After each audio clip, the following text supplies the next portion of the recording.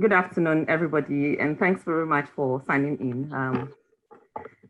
Deputy Minister of Energy and Petroleum, Dr. Amin Adam, thanks very much for being one of the early birds to join. Up for 2020. Good afternoon again. On behalf of the Natural Resource Governance Institute, our partners, the Ghana National Petroleum Corporation, Gnpc, the Africa Center for Energy Policy, and the CSO for Oil and Gas. Our donors for this event, NORAD Oil for Development Program. I would like to welcome you to this afternoon's National Stakeholder Conversation on Performance and Future Sustainability of Gnpc. As Ghana's national oil company, Gmpc has the potential to play an important role in the government's agenda of sustainable and economic development. Gmpc has made good strides in recent years and emerged the 8th NOC in NRGI 2017 Resource Governance Index, 74. This gain is partly due to sound rules and fiscal transfers between Gmpc and the states as defined by the Petroleum Revenue Management Act and disclosure on subsidiaries. NRGI has started the process to launch the 2021 Resource Governance Index, and it will be interesting to see again how Gnpc is ranked. In spite of gains made by Gnpc, the corporation continues governance challenges, including those associated with the volatile nature of the petroleum sector revenues and implication for equity financing. Over the years, civil society organizations and industry watchers have raised concerns about Gnpc's mandate, performance, morning, Luke, and strategy, with an increasing focus on what is considered non-core activities with rising expenditures. Some of the key questions the CSOs and the industry watchers have asked include what it means and what is required, both in human and financial terms, to be a standalone operator. The impact of COVID-19 and the prospect of a long-term global energy transition would inevitably affect Gnpc's strategic future plans and ambitions. International oil companies are revising downwards their long-term assumptions about global oil prices and writing down billions of assets which may no longer be economically viable as the world is increasingly shifting to renewable energy sources. Changing international prospects about the riskiness of oil's future should have an impact on Ghana's decisions about the investments of public resources in exploration and the drive to operatorship. We are hopeful that this afternoon's dialogue would lead to frank reflections and bold decisions on some of these important questions. We are grateful to Gnpc for this partnership. We understand the corporation's new strategy is still work in progress, but we are hopeful that we will still have the opportunity to hear from you how you have reviewed your mandate, lessons learned, broad plans for as you reflect the impact of COVID-19 on the sector and your future sustainability. A rich and exciting lineup of speakers this afternoon. Without much ado, may I please introduce the moderator and hand over to her for the afternoon session. Dr. Juliet Chumesi Anochi is a lawyer by profession and a regulatory specialist.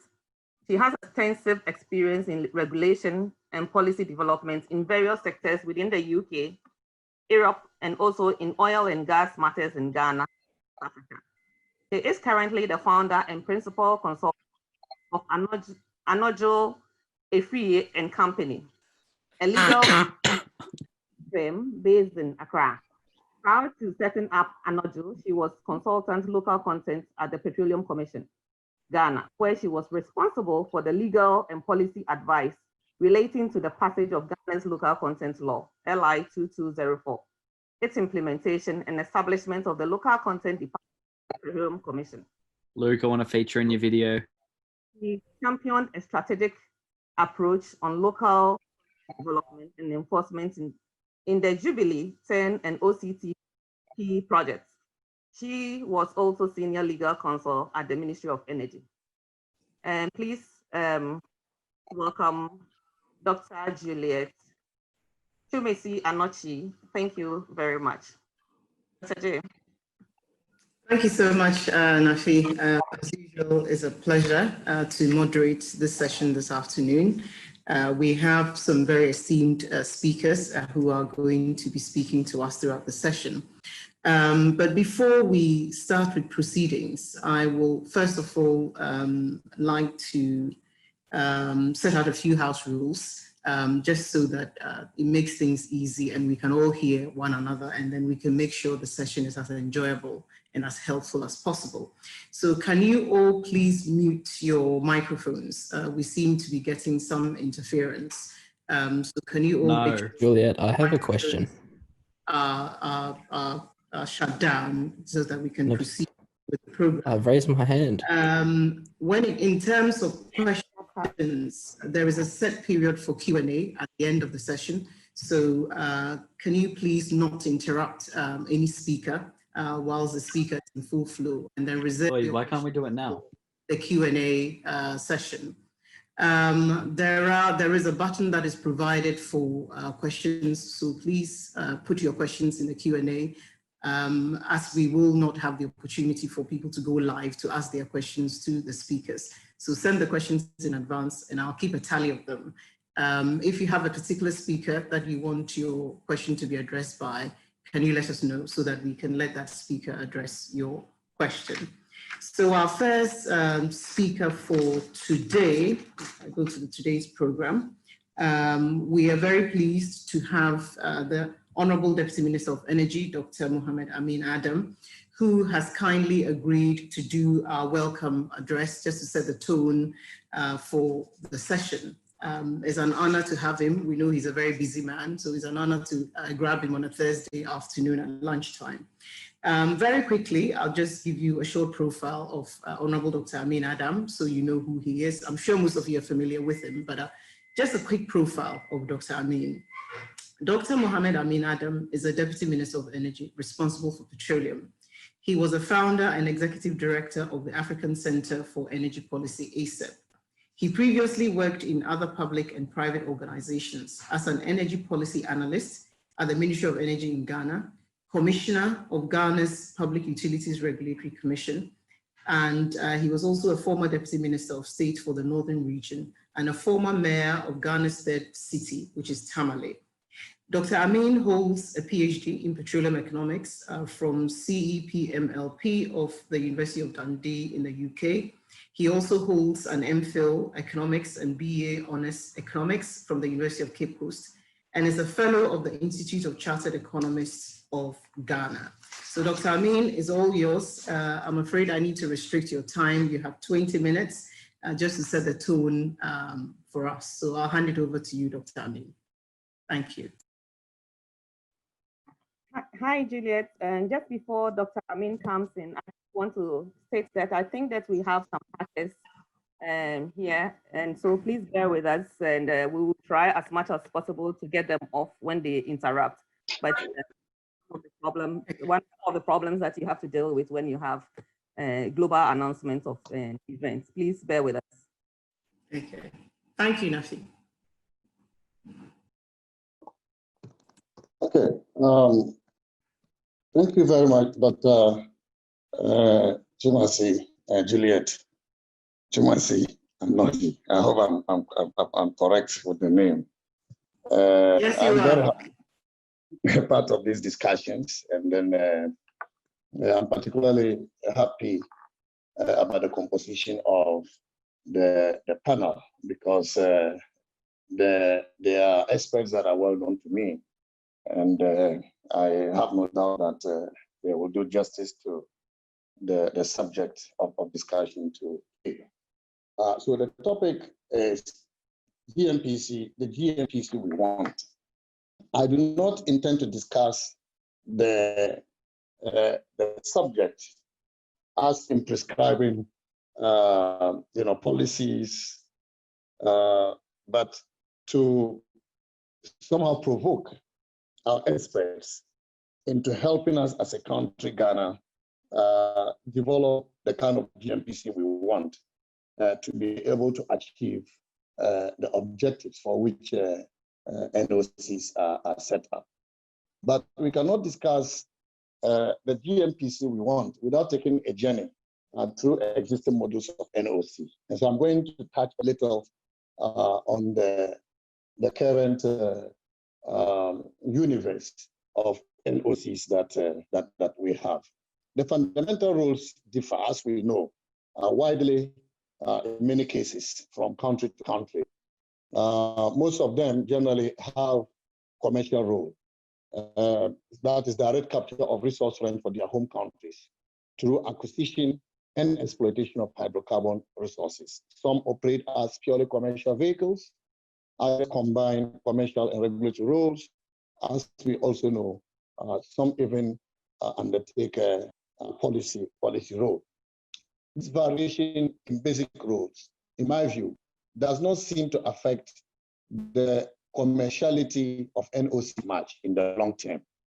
The different function combinations have proved viable and compatible with outstanding commercial successes in some countries, with some NOCs becoming important global oil and gas players. And as we also know, currently NOCs control approximately 80% of the world's oil resources. And so this underscores the fact that NOCs are so important for the development of the oil industry, for harnessing the for the people of the countries where they belong. It is also clear that the breadth of basic or secondary functions performed by NOCs, although fundamental and important in providing the all right, niggas, I'm out. And ensuring focus is not of itself the core major determinant of commercial success of NOCs. And I like to reiterate this point. These companies, some of them make huge revenue, investment coordination, and technology contributions to their countries. They have different functions. They originate in countries with different legal, political, and social systems, or even cultures. They have very different resource base and sector histories. They have different internal structures. What they have in common is that their states, their parent states, set them up and have consistently supported them to operate competitively and independently, and not just as government partners. So what my introduction seeks to do is to appreciate the point that we do not have a one-fit-all model for a national oil company. And therefore, whatever model we decide to develop for Ghana will certainly be different from others, because culture is different, internal structures, the legal and political systems and social systems are different. There may be some standard features that NOC should have if they have to be governed well, which cut across most of the models that exist. There may be some standard practices that are considered best practices, and therefore we are ready to learn from these best practices in order to ensure that we have a properly functioning NOC going forward. And so let me ask a few questions, which I think our experts may want to look at in the course of the discussion. What should Gmpc's role and focus be? Should Gmpc be given a specific focus or made an integrated company? Should Gmpc be owned by the state? Should Gmpc continue to be state-owned or privatized, at least partially? Due to the current energy transition and the impact of COVID-19 on the oil and gas industry, should Gmpc change focus? What kind of Gmpc do you want? While we wait to listen to our experts, I would like to make some observations about Gmpc for all of us to bear in mind. For those of us who have studied NOCs, there are three broad factors that are essential in determining the success or otherwise of NOCs, irrespective of the form and structure they take. Number one is national objective within which NOCs operate, or for which reason NOCs are set up.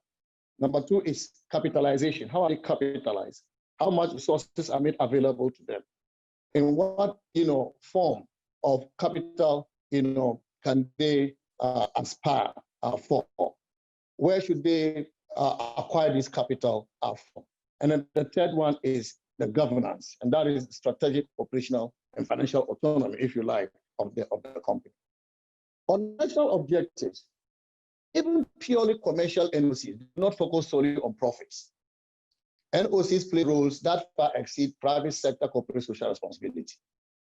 Parent states use NOCs as instruments for achieving national objectives such as technology transfer, energy security, national human resource development, job creation, and general indigenization of the oil industry and the benefits that come with it. Some states use NOCs to even facilitate the provision of infrastructure to support the rapid industrialization of their countries, to support economic development, including borrowing for the state, especially where NOCs can borrow at lower cost than government. A few states have even used the NOCs to subsidize domestic petroleum supplies.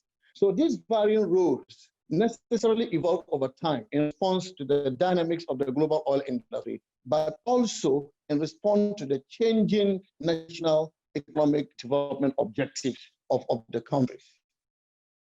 And so what I am looking for going forward is whether we need a new national objective in Ghana within which Gmpc operates, and whether the functions of Gmpc, as currently provided in PNDC Law 64 that established the corporation, truly reflects our national objectives.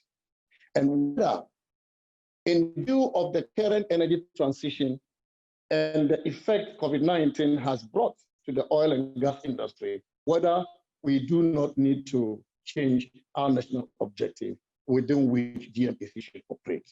So these are the issues I will want to hear our experts focus on as far as national objectives are concerned and as far as they relate to the kind of Gmpc we want.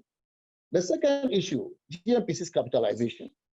The Petroleum Revenue Management Act, the Petroleum Act of 2016, and the PNDC Law 64 provide all the tools needed for the capitalization of Gmpc. Section 7.3 of the PRMA provides that government shall every year for the next 15 years cede to Gmpc from petroleum receipts not more than 55% of the net cash flow from carried and participating interests of the Republic. This has been pegged now at 30%. This source of capitalization has been seen as a more consistent, way and guarantee the financing of Gmpc because of the production that is taking place in the Jubilee fields and the revenue that it generates. However, this source of capitalization is limited in several ways. First, hey, what the fuck? My dog just farted. The fuck? Hello? Yep. Hello? Please carry on, Honorable. Please carry on. Okay. First, we are left with 5 years to exit this source of state capitalization of Gmpc because the law says 15 years. We have done 10 years. And so if we have to capitalize Gmpc from this source, what is the future like beyond the 5 years? Is Gmpc ready? Is it prepared? Is it in a position to go out there and find other forms of capital to finance its projects and its operations? Second, the COVID-19 pandemic has also affected Gmpc's capitalization following the collapse of crude oil prices as a result of lower demand. Revenue coming to the state. And therefore, if we have to finance Gmpc through this source, what is the future going to be like? Third, the treatment of petroleum revenue is another area that we need to look at. In accordance with the Petroleum Revenue Management Act, revenues generated from petroleum sold by Gmpc relating to its participating interest cannot first be recognized by Gmpc in its accounts and books before portions of such revenues are ceded to each shareholder, the government of Ghana. The process of accessing Gmpc share are also subject to various authorizations and approvals within the central government system. And so the PRMA, taken together with its practice, appear to limit control over revenues emanating from GMPC's ownership of the participating interests, which have been conferred by the Petroleum Exploration and Production Act 2016, which is the basis for generating such revenues in the first place. This limits Gmpc's ability to leverage its share of revenue for raising capital for its operations. There is clearly a conflict between the two laws, but these laws are operated by two different ministries. Efforts are being made to enact appropriate amendments to the laws to ensure harmony and consistency, but this process is taking longer than we all expected. And so while we expect these amendments to be made, how do we ensure that Gmpc has a source that is recognized on its books and accounts, that can then be used as the basis for sourcing capital elsewhere? Ladies and gentlemen, let me also add that the PMDC Law 64 provides for government to give grants, loans to Gmpc. It allows for Gmpc to enter into specific loans or loan agreements with the approval of the Minister of Finance on the recommendation of the Minister of Energy, and to issue debt securities to support its borrowing, and to establish a sinking fund for the redemption of said debt securities. It also allows government to provide guarantees for Gmpc borrowing. The Petroleum Act 2016 also provides that Gmpc can borrow for its projects and operations, but subject to parliamentary approval if the amount exceeds the equivalent of 30 Hey, yo, billion. shut the fuck up. These sources also have various limitations. The petroleum industry is highly capital intensive. For example, an NOC cannot expect to operate effectively if it does not have long-term financial resources to acquire oil and gas acreage, to acquire expertise, to acquire equipment, and to invest in the long-term projects for which oil companies earn huge revenues. And so over time, the quantum of capital that an NOC needs will increase. Successful oil states typically capitalize their NOCs by providing direct grants over time, which then become corporate assets. They provide loans or guarantees for NOCs long-term borrowing. And here, my emphasis is on long-term borrowing. Preferential legal rights over national hydrocarbon acreage, with which NOCs can leverage for financing. We have similar, provision, but it doesn't give our Gmpc the leverage to use it for financing, because reserve-backed loans are not allowed to a large extent. They also provide dividend policies that allow the right balance between adequate dividends being paid to the state and adequate retained earnings to cover the cost of growth, rather than just sweeping all excess cash into the consolidated fund. Therefore, as the exit of direct state capitalization for Gmpc under the PRMA is imminent, as the current energy transition is directing capital and financing away from fossil fuels, and as less petroleum revenue is available to the state and to Gmpc due to the effect of COVID-19 on oil demand and revenues, our experts may wish to advise us about the remaining options for financing Gmpc. So that even if Gmpc is restructured in any form, how do we ensure that it is financed? If it cannot be financed, then the question somebody asks is, should we even have a Gmpc? Because it really doesn't make sense to have an oil company that is not capitalized, that is not financed. On the governance of Gmpc, and that is the last issue I would like to talk about. Law 64 set Gmpc up to operate with the same kind of autonomy from each shareholder, the state, that a limited liability company has its shareholders. But this is reversed in many ways because of other provisions in law. For example, the state appoints the board of directors, section 5 of PMDC Law 64.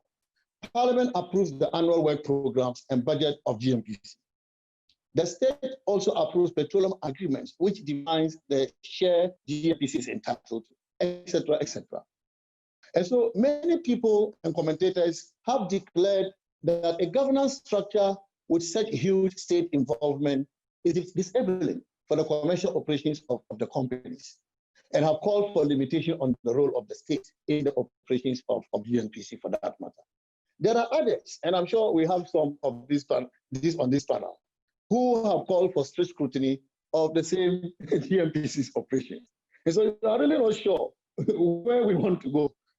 And so I expect that our experts will once again advise on what options are open to us to develop a governance structure that facilitates the strategic and operational autonomy of Gmpc, whilst at the same time ensuring its accountability to the public.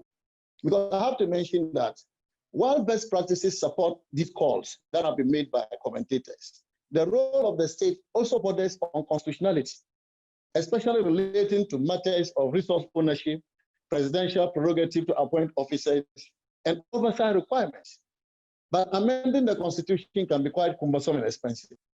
And this is why we would like to be advised, what balance we need to strike to be able to achieve what I'll call public center mentality versus private sector operating environment within which we want to see Gnpc.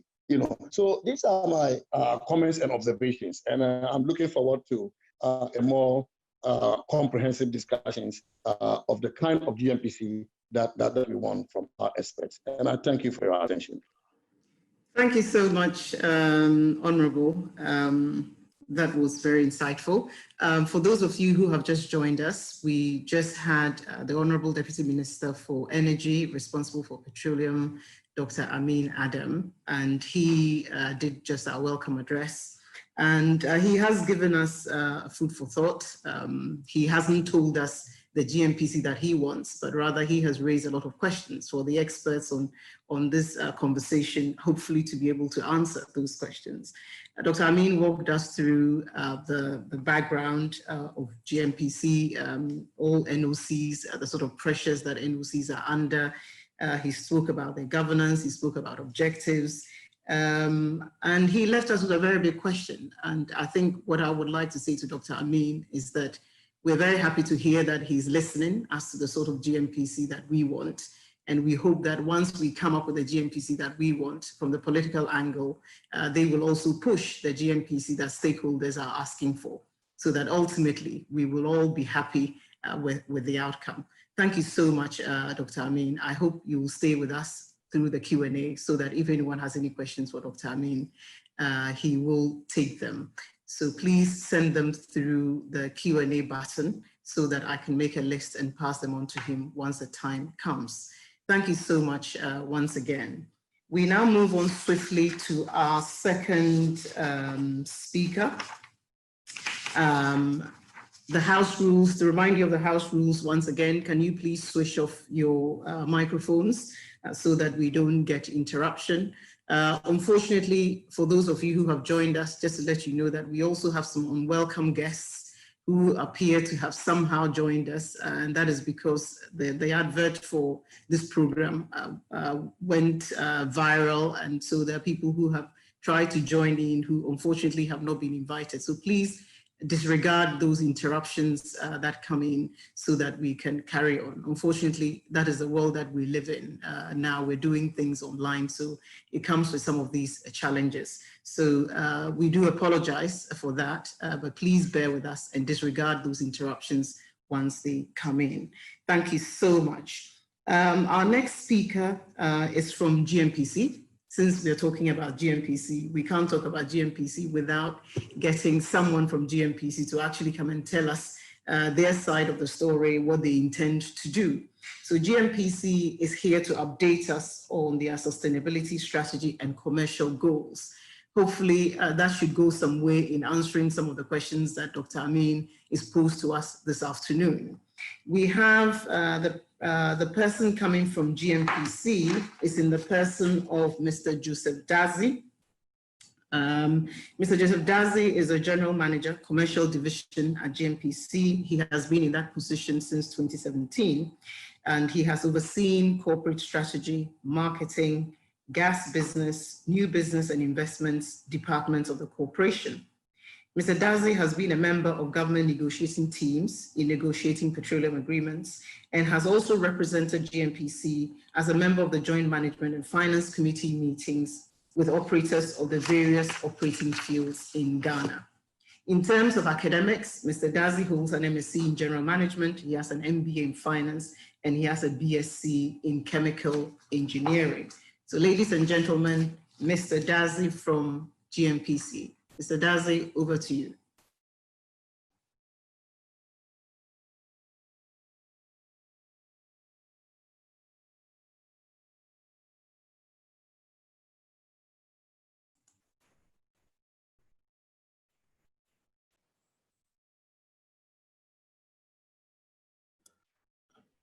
The host is okay. Sorry, I think you are put on a global mute button, so we couldn't unmute. But sorry. Good afternoon to everybody. Good afternoon, Honorable. Good afternoon. Good afternoon, Honorable Chair. Good afternoon, Nafi, and all my colleagues and participants.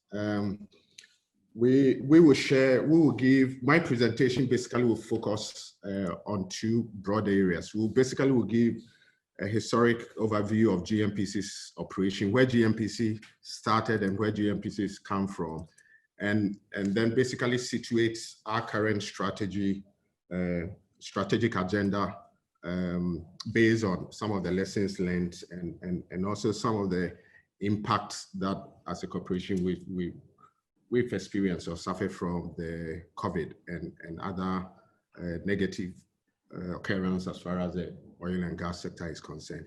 So I think Dr. Amin is spoken on the mandate of Gmpc. So I basically would skip this point, but just to say that as a corporation, as he rightly pointed out, we have both commercial and developmental objectives. So our focus is not just commercial, because we are a vehicle for the state, and whatever we do must be situated within the national objective that is set for the corporation. And so within the context of the discussions and all the things that Gmpc does, I think those are the things that I think we have to have at the back of our mind. So yes. So just to find out, can you see the presentation? Hello, Madam Chair. Yes, we can hear you. No, I was asking whether you see my presentation, the slides. Yes, we see the presentation. Okay, so as I mentioned, I mean, when Ghana found oil, we had some strategic issues that we needed to address. One of them was the fact that, I mean, the find was by IOC. So Gmpc basically was just going to be a partner, taking a back seat in the sense that the operations and most of the things that govern the exploitation of the oil was going to be by the IOCs. So we needed to basically look at ways of reversing or pursuing an agenda that will help us also become an operator, because really the operator calls the shot. You set the agenda for the rest of the partners to come along with you. So that was one of the issues that we recognized once we found oil. Then obviously we had a very weak energy value chain, because we had other institutions, but the linkages were not well spelled out, and the working collaboration wasn't also there. The policies and the regulatory framework also needed to be in place to govern the oil find. And then the other issue we needed to also confront was the depletion of resource, because once you start producing oil and you are not adding to the reserve, you end up depleting the resource. So we needed to also, as a corporation, together with government, look for ways for accelerating, or if I can call it, also creating a situation where we could add to the reserves that were discovered, so that we don't have a situation where we deplete the resource within a very short time. And then the other major issue that has bedeviled most countries that have found oil was a local participation, because in most places, what end up happening is that you have foreign companies coming in, exploiting, and then the locals do not really enjoy the benefits of the resource. And then something that Dr. Amin has already talked about was the capital-intensive nature and the risks associated with the oil and gas. I mean, I just also needed to make the point that there was a certain misconception that with oil and gas coming, the industry was going to employ a lot of people. I mean, unfortunately, the oil and gas sector is very capital intensive, but doesn't really offer a lot in terms of employment. I mean, the skill sets tend to be specialized, and unless you have it, we tend not to just go onto the market and employ people as some other industries do. The other point also has to do with the technology transfer, which as a corporation, because we've never been an oil, or as a state, because we've not been a very active oil producer, we did not have the technological capacity to be able to compete with some of the IOCs that were coming to explore and discover oil. So those were gaps that we needed to quickly address and make sure that as a country and as a corporation, we came to speed with. And so as part of that, we came up with what we call an accelerated growth strategy, which basically was to make us a standalone operator by 2019 and a world-class operator by 2027. So that was really the objective of the accelerated growth strategy. And as I mentioned earlier, our dual role is both commercial and developmental. And we thought that by becoming an operator, we lead in the operations. And once you lead in the operation, obviously, a lot of the controls in terms of spend, in terms of decision making, in terms of all the other things that go to govern the operations of oil and gas exploitation and production are led by you. And then we also felt that as an operator, we also allow government and the state to maintain maximum benefit for Ghanaians, because basically the decision making and the resource will accrue to us as a nation, instead of bulk of it going outside to IOCs who come in to exploit for the resource. To the next slide. And so the accelerated growth strategy had 4 pillars, which I mentioned, to basically underpin the mission to become the sustainable exploration, development, production, and disposal of the resource in Ghana. And the building capacity and expanding, the first leg, which was the building capacity and expanding activity, basically entailed us investing systematically and prudently in building operating capacity and developing oil and gas management capability to manage a wider portfolio of producing assets. And we thought that was really very critical to maintain a controlling hold of our resource. And in terms of replacing and growing reserves, the idea was to invest in high impact initiative for the replacement and growing of the reserves. The third pillar, which was efficient capitalization, optimum participation, and financial independence, was basically making sure that we utilize, if I can call it, the lowest cost capital in the operations that Gmpc undertakes, and also ensuring that as a corporation we maintain some level of financial independence through efficient and cost reduction measures, and also in some way diversify our revenue source, because as COVID has pointed out, or COVID has brought home to us, I mean, if your whole focus is just on oil and gas, and you see the kind of price plummeting that we saw within the past few months, you potentially could find yourself as an operator in a situation where you'll not be able to meet some of the commitment that you have in terms of the exploitation of the resource.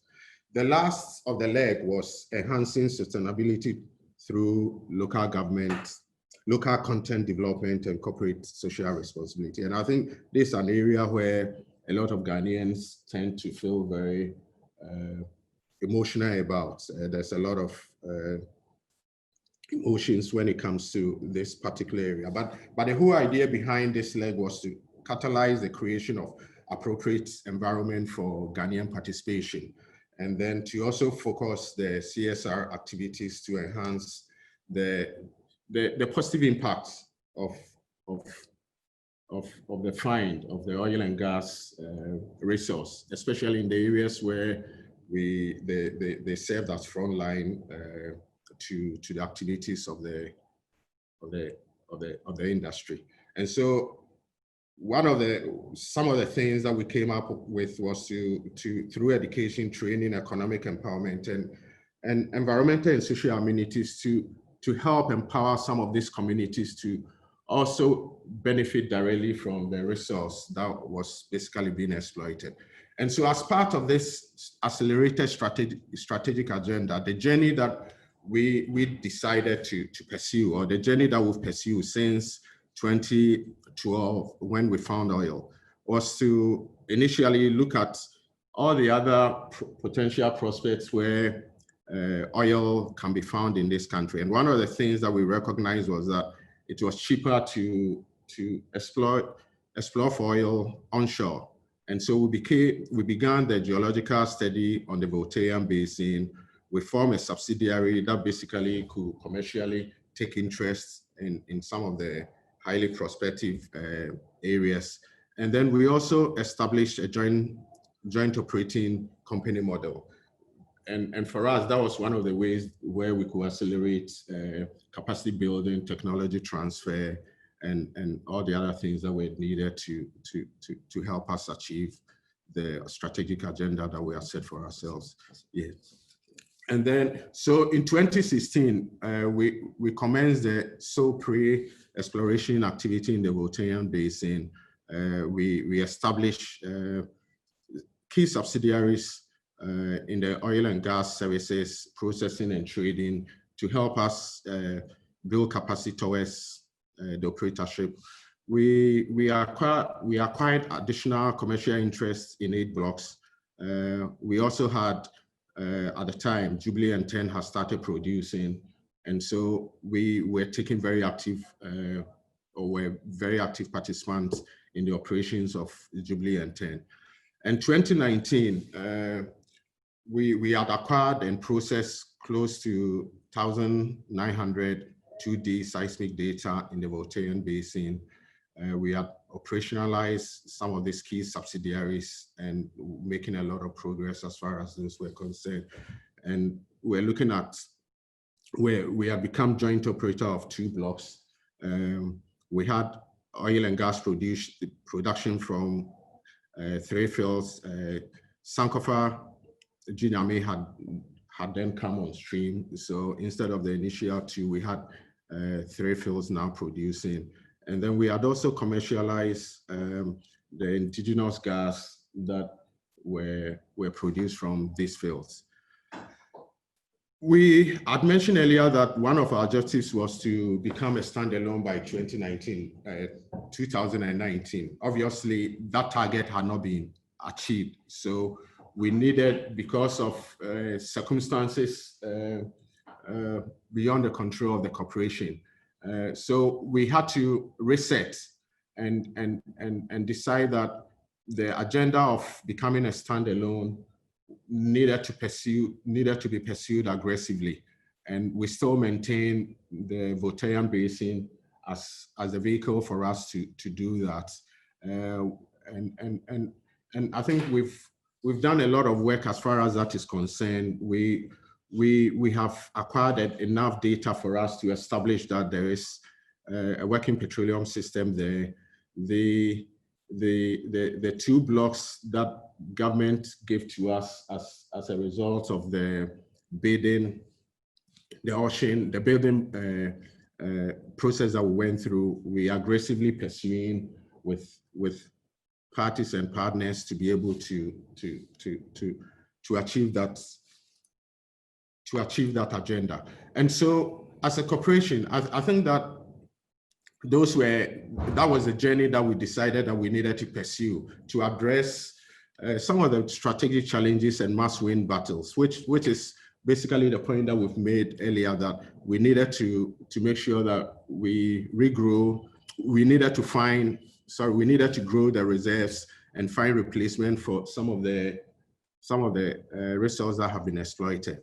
And then also ensure that the weak value chain, because of the increasing and important nature of the gas resource, needed to be sorted out.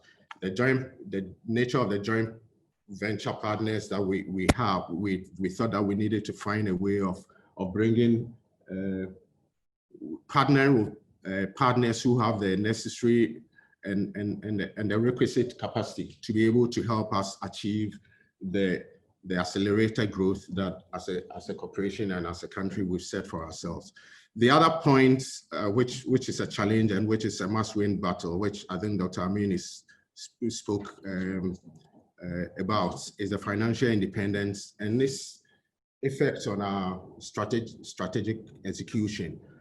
Linked to that is also the organizational capacity building policies and systems. You cannot delink the two, because whatever structure or systems you come up with has to fit within the objective that you set for yourself as far as becoming financially independent. And so as part of the reset, we now looking at an agenda of becoming an efficient and financially independent operator by 2030 and an integrated energy company by 2030. I think it's important that I state that this obviously will be influenced by government policy, or this objective that we set for ourselves basically has to be looked within the context of government objective as far as Gmpc is concerned. So this is what, as a corporation, we have set for ourselves, but the whole discussion and the whole drive towards this has to be considered within the context of national oil and gas industry agenda. And so in looking at becoming the standalone operator by 2030 and also an integrated energy company by 2030, we've come up with some thematic areas that we think it's critical for us to achieve those objectives. And those areas are the commercial viability and the financial independence, where basically we need to make sure that we are optimizing the current investment portfolio returns that we have, and also identifying strategic options for additional revenue. I think those are really very key. I mean, if we want to become an independent operator. The other area is to make sure that we build enough cross-sectional, cross-functional capacity to conduct operational petroleum operations. This is really very key, because to become an operator, you need to be able to have the full spectrum of capacity as far as the various value chain are concerned. And so it's very important that we build those cross-functional capacity in-house to be able to conduct the operations. And then we harmonize and operationalize operations and systems which are critical as part of the governance structure that will be needed to pursue the agenda. The other point, which is linked to capacity building, is that of culture. I mean, culture basically governs the attitude and approach of the corporation, and we think that we need to move away from, if you have to become a standalone operator, move away from being just a partner of the IOCs, but becoming the leader in terms of the one making the decision, the ones leading the operations. And so that's a culture that we need to help reshape within the organization for us to be able to achieve the agenda that we've set for ourselves. Obviously, to do this, we also need to have the right relationship, especially engagement with policymakers and other sector agencies to ensure that the objectives and the interests of Gmpc are safeguarded. And as a parastatal or a state-owned organization, we need to also ensure that the right accountability and the reporting to our stakeholders are strictly adhered to.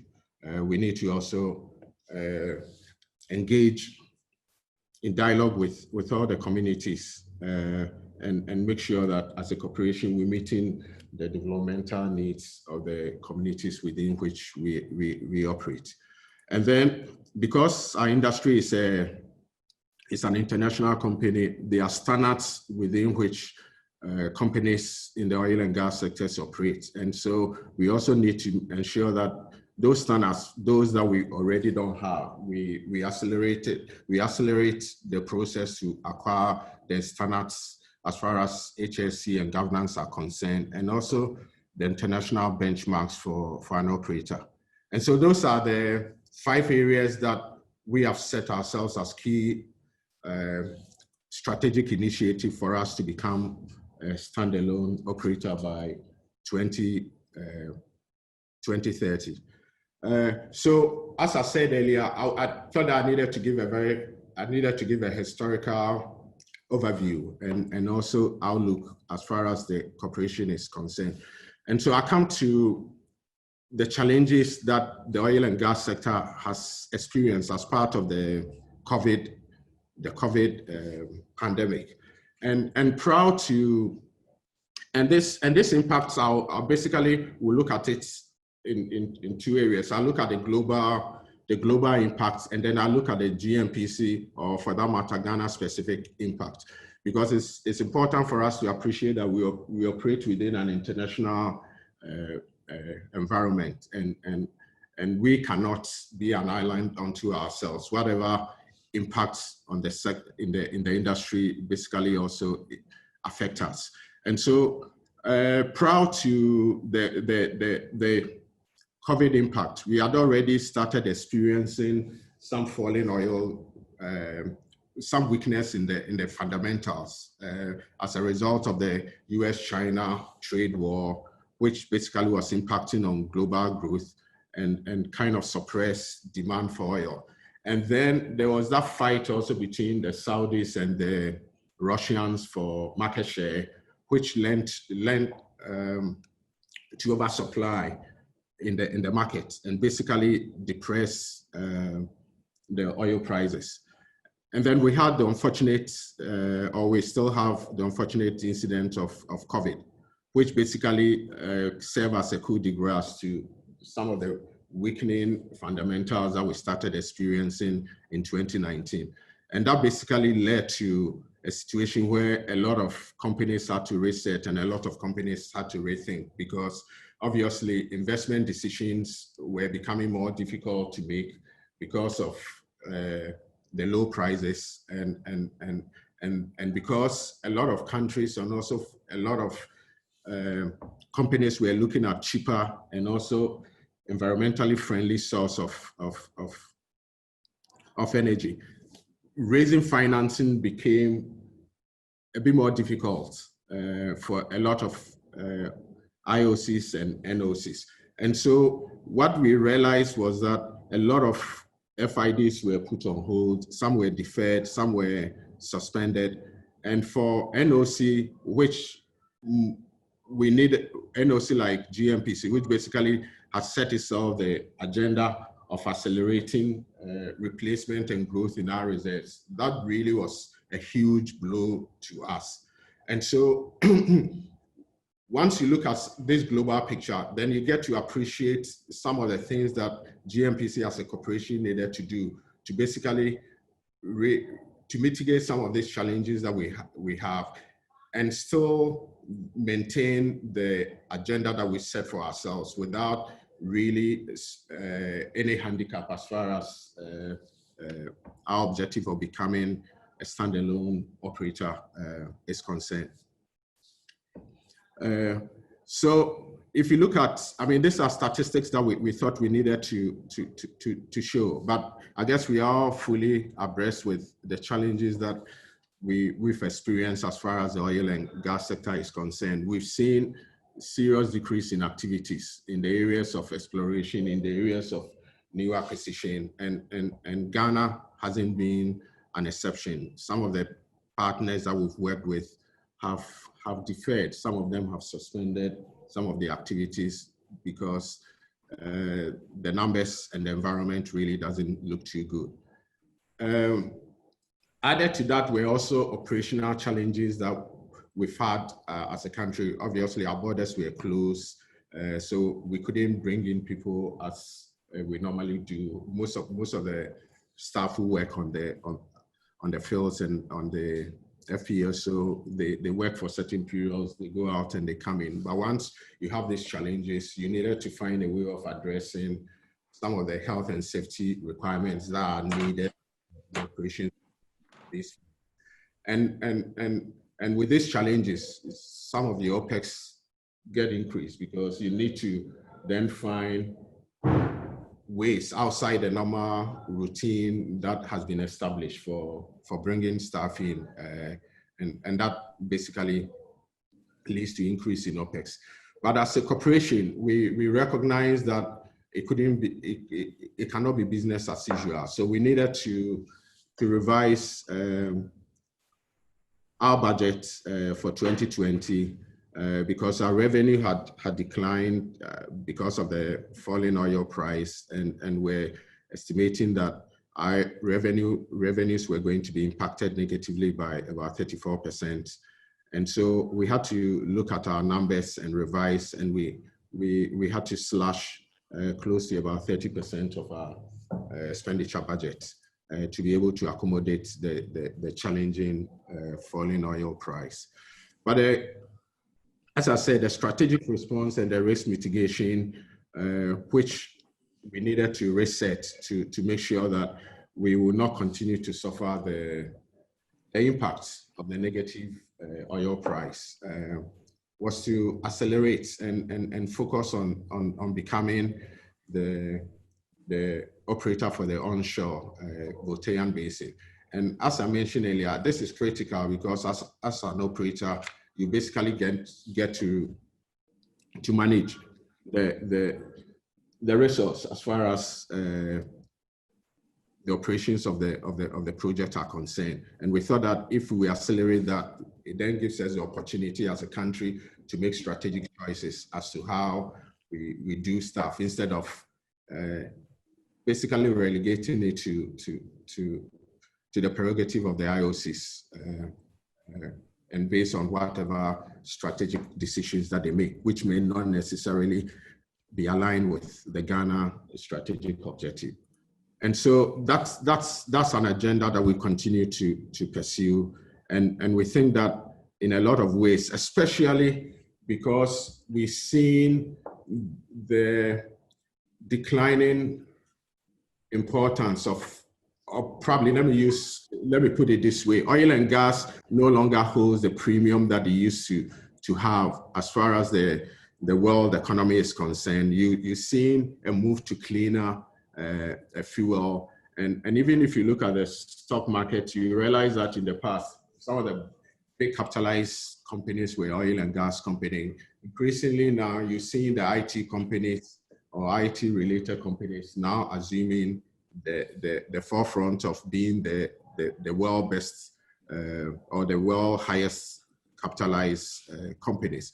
And so it's very important that as a corporation, our strategy should be or as a state, our strategy should be to accelerate the exploitation of the resource and then find ways of allocating or deploying some of this resource into other sustainable areas where we'll continue to grow the economy till we get to a time where oil and gas may no longer be the commodity that the world had premium for. And we have a resource, but we will not really have enough accruing from it to be able to meet our developmental objectives. And so that is one of the key areas that I think as a corporation we push in, and I think with the help and the direction of government and the Ministry of Energy, we will be able to pursue that. But obviously, to do that, it means that you need to have the right partners. You need to be able to build the capacity as far as the financial wherewithals are concerned.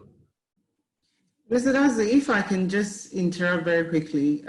I see you have about 15 more slides left. No, we're not doing the time.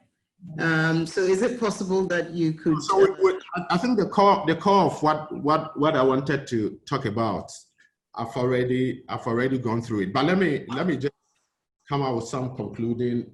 Thank you. That would be very helpful for us.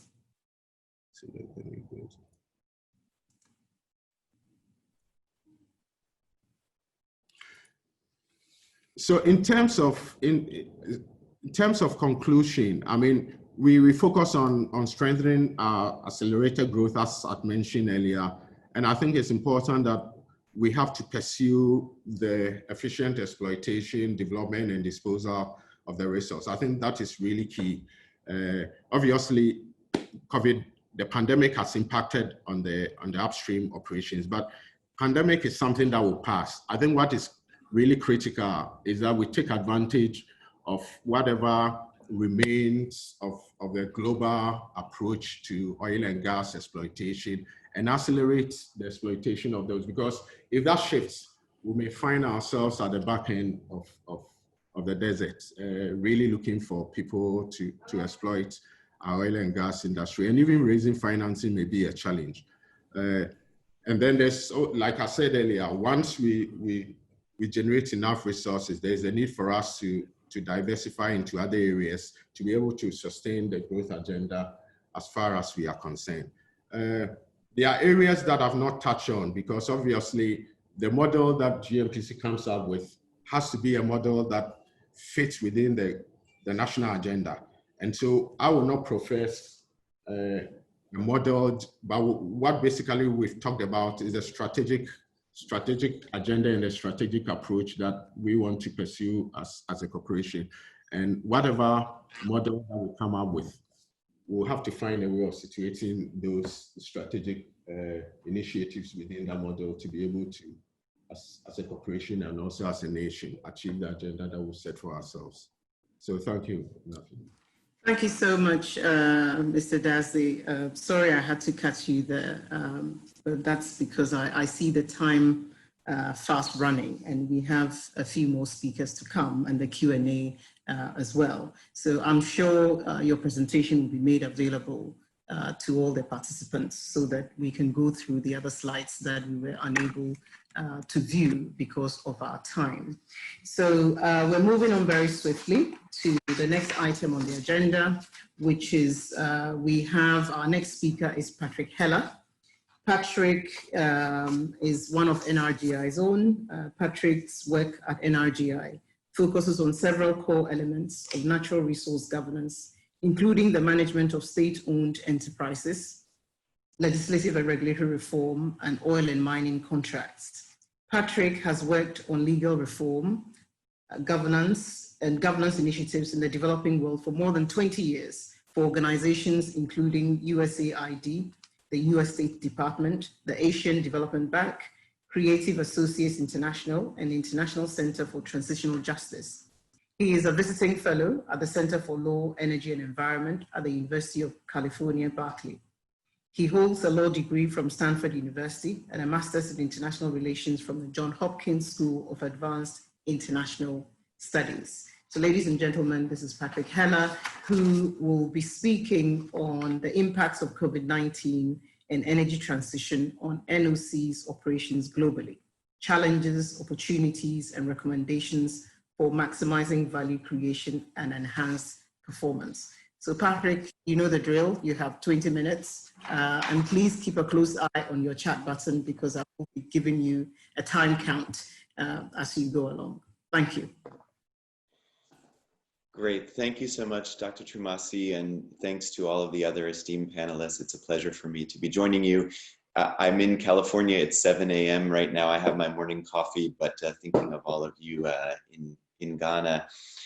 And as we were preparing for this session today, what I really wanted to focus my remarks on is really building on some of the themes that were raised by Dr. Amin and Mr. Dadzie, and in particular, to introduce some thoughts from our international experience around the longer term implications of energy transition and what happens post-COVID on the ambitions of national oil companies. You know, we in NRGI have the opportunity to work with NOCs and governments in various parts of the world that are dealing with these struggles and challenges. We're also the organizers in partnership with Chatham House and the Commonwealth Secretariat of the New Petroleum Producers Group. And through that, and a lot of my remarks today will be trying to draw on some of our reflections and experiences, learning from those entities and from those discussions and how they may impact on countries such as Ghana. I have a presentation I'm going to share. I'm going to share my screen now.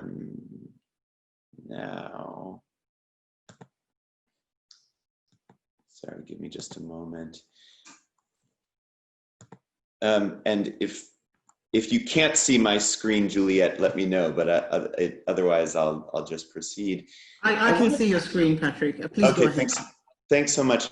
I want to begin actually by building on a point that Dr. Amin made and talking about one of what is the fundamental challenges for national oil companies in new producer countries, and that's the challenge of prioritization among limited resources.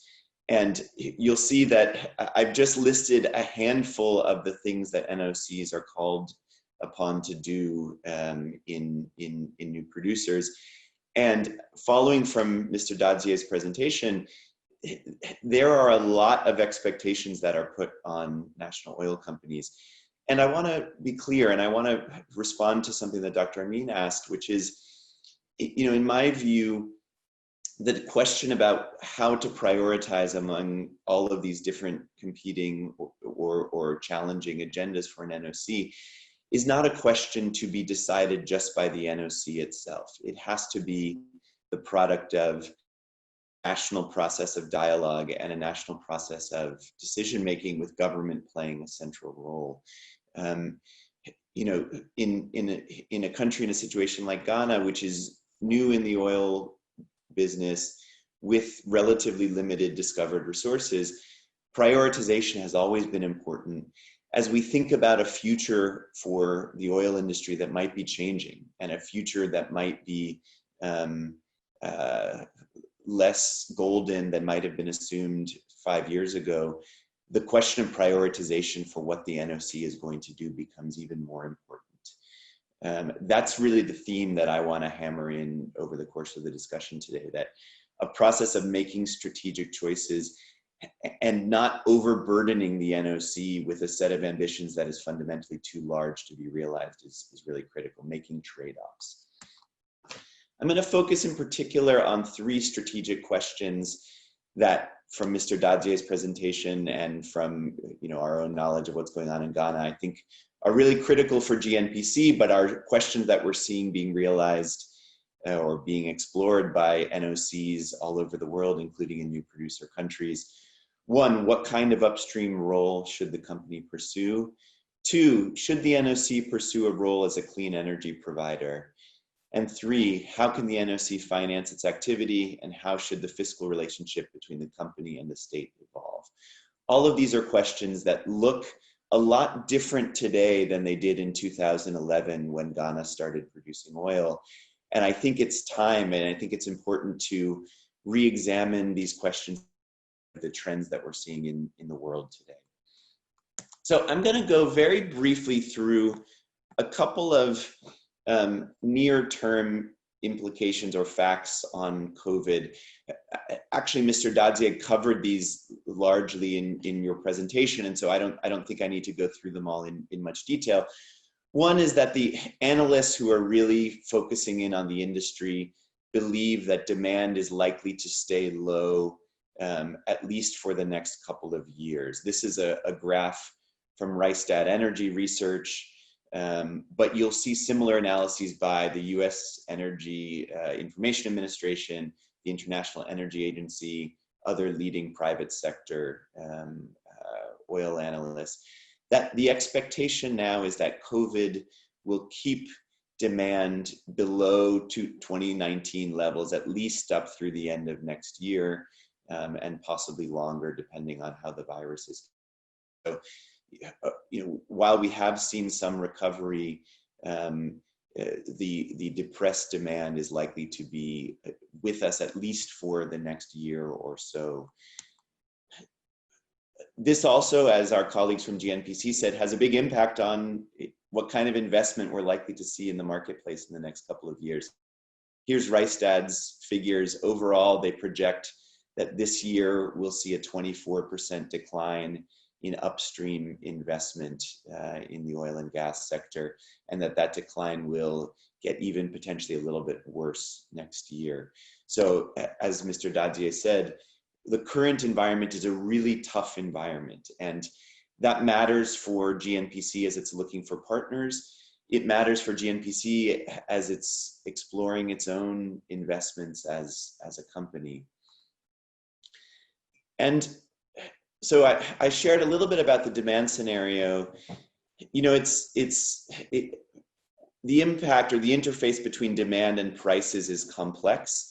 And the point that I want to make here, this is a somewhat complicated graph, but the point that I want to make here is that you see lots of different assumptions that lots of different oil companies are making about where prices are going to be over the next 5 years. Almost all of them are lower than what we've seen historically over the preceding 5 years or so. But there's a wide range of differences in the assumptions that different companies are making. But the reason I share this is, the industry is increasingly believing that decreased or depressed prices are a reality of our near-term future, and one that Ghana as a country and Gnpc as a company are taking into account. And in particular, as we've talked with counterparts, with Gnpc's counterparts in other national oil companies, several near-term impacts are becoming more clear. And you see I have a few headlines. You'll see throughout this presentation, I have a few headlines off to the side here, trying to highlight how these impacts are being experienced by companies in different countries. NOCs are seeing really significant financial effects from COVID and the associated market depression. I want to highlight one here. I won't read all of these because they echo what Gnpc has shared, but I want to highlight the top bullet point that you see on your screen here. We took a look at the NOCs that have shares listed on public stock exchanges. That's 13 companies worldwide. And on average, the value of those shares has declined by 70% since the beginning of this year. And you may be saying, well, Gnpc is 100% state-owned. Why does that matter? We think it's a real proxy for financial value of oil-dominated assets that even companies that don't have private listings should be taking a look at, thinking about just how dependent these assets are on oil prices and the associated fluctuations in them.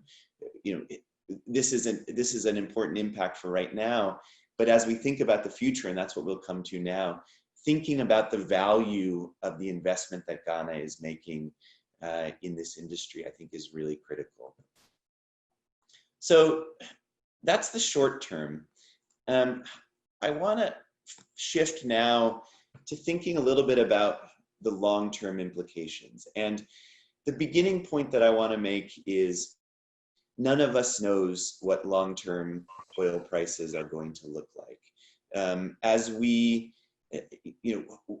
what the world does know, and as both of our previous speakers have indicated, is there's an increasing shift towards renewable energy sources that undoubtedly are going to have long-term implications on oil and gas. I liked the way Mr. Dadier framed it, that oil and gas in the future may no longer hold the same premium that it did, that it has for the previous decades.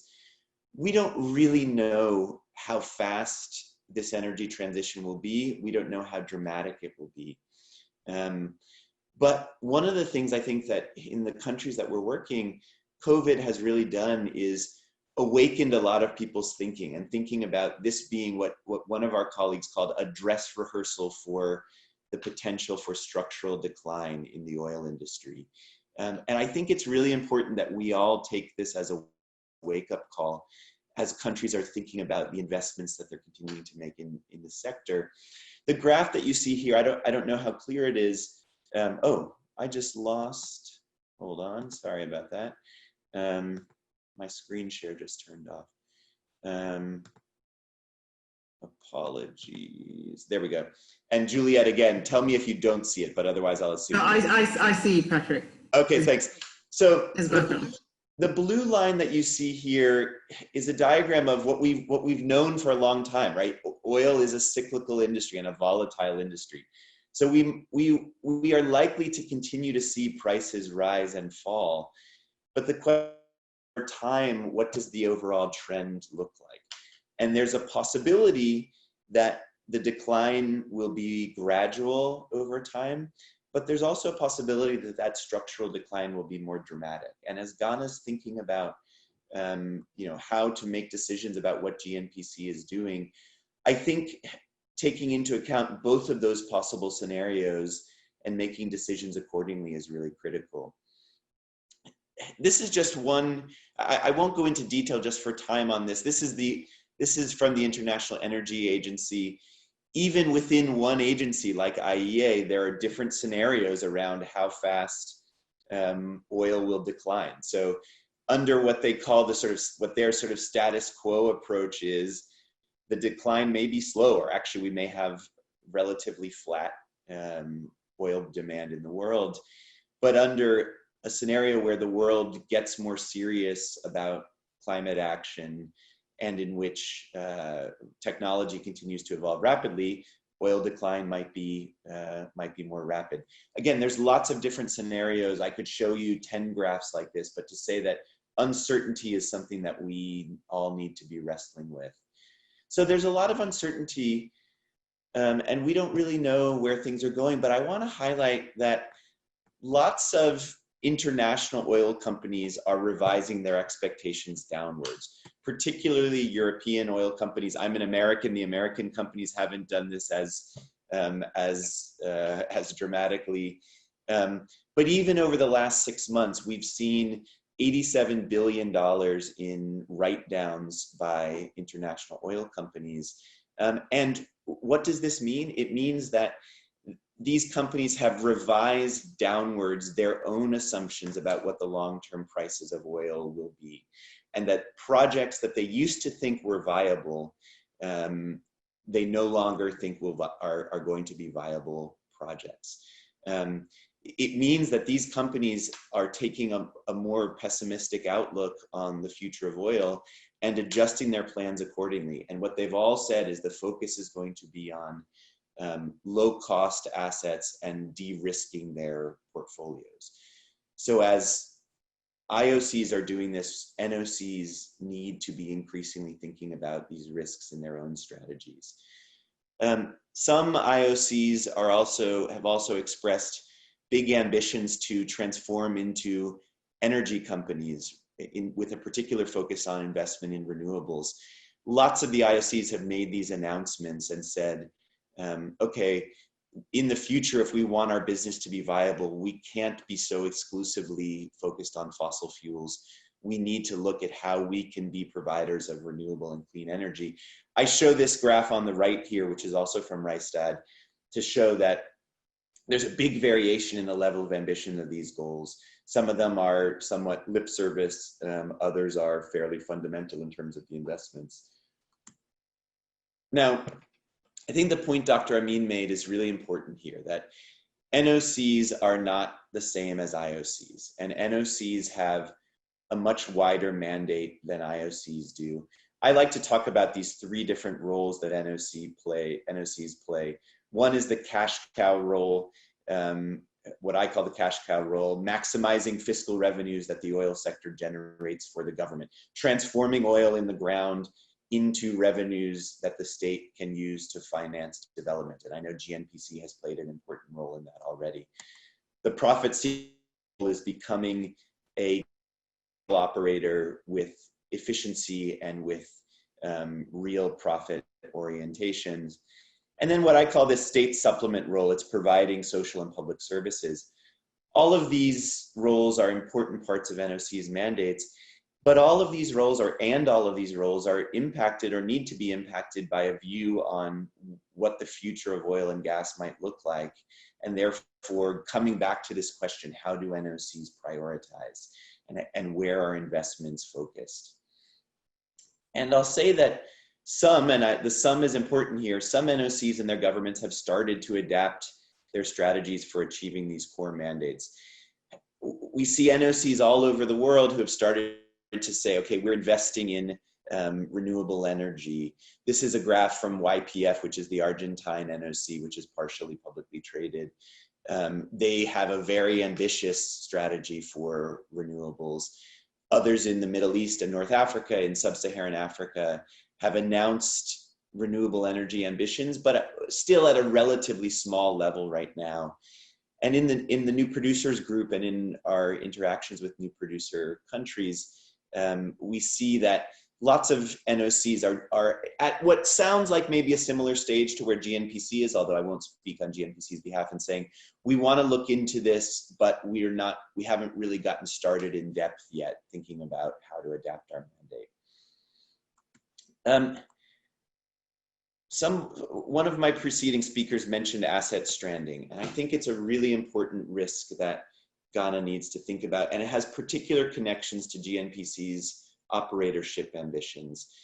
We're doing some research right now that looks at stranding risk for NOCs, and what you see here is the amount of planned future expenditure by national oil companies that is subject to being stranded if the IEA's sustainable development scenario happens. In other words, if the world gets to a 2-degree reduction or a 2-degree climate scenario, there's the risk that NOCs worldwide will spend actually trillions of dollars today, and that they'll never recoup that investment because those projects will not be viable. Those projects have too high a break-even point to make a return on the investment. You'll see that Eurasia dominates that, Russian NOCs in particular. But I want to focus here on sub-Saharan Africa and say that there's a real risk in Africa that NOCs will spend significant amounts of money in commercial risk-taking activities that won't generate returns on investment. And this is not to say that those risk-taking activities are not important, but it is to say that a real analysis of how robust they are to different scenarios for long-term prices is critical. New producer NOCs in particular are facing these challenges, and thinking about how ambitions need to be adjusted if we think that there's a good chance that the oil sector overall will have shorter time horizon for success than we thought 10 years ago. If the price risks, in other words, the risk that projects won't break even, is growing. And as Mr. Dadzier mentioned, companies are under increasing financial constraints, both in terms of access to their share of public revenues and availability of money in the marketplace. And so I'm going to come back in the couple of minutes I have left. I want to just introduce these 3 questions, which I hope will serve as the basis for further discussion here today and in the future. So the first one comes to very much to this question of operatorship. And I don't have a particular view. Obviously, I'm not an expert as much as anyone else on the call on Gmpc or on Ghana, but I do want to say that I think with the energy transition prospects that the world is facing, it's really important to examine operatorship from a risk perspective and to think about targeting ambitions to different scenarios for what the long-term oil market might look like. So traditionally, the NOC has sources of revenue that may come from the government budget, it may come from its participating interests, it may come from the marketplace, and it makes decisions about how much of that revenue, or the government also makes decisions about how much of the NOC's revenue to spend on exploration. The idea being that the company is spending money today, in some cases borrowing money today, for future success, to control a bigger share of the pie going forward, and to generate other benefits. So in a successful case of exploration, which requires good geology, cost control, and prices and production that are sufficient to recoup the investment, the NOC and the country can see significant benefits.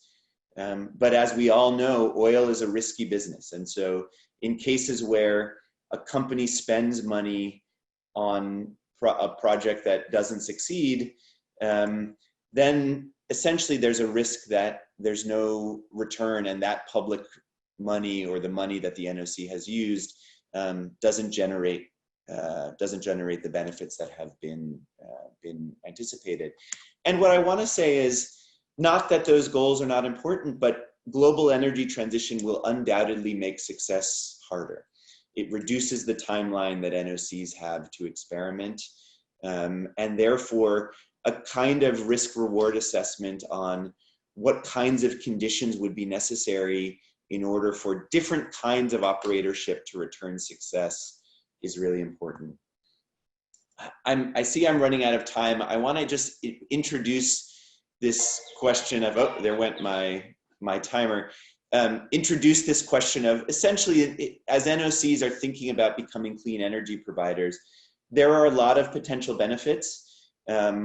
Opportunity to join a dynamic emerging new industry. There's the potential that this can align the company's incentives around converting revenues from oil into clean and reliable power for citizens. And the NOCs are often some of the most dynamic and capable entities in the country. And so having them play an important role in clean energy provision can be really important. There's drawbacks too, or at least there are risks that need to be tackled. And I have them highlighted here. I'll share the slides. I'm gonna come, just because I just saw Juliet unmute. I know she's about to tell me that I'm out of time. So I'm just gonna throw up these 4 questions for Ghana. Thanks. These 4 ideas to throw into the discussion. One is, I think, most important thing: the country ignores global energy transition at its own peril and has to assess the impacts of different scenarios on Gnpc.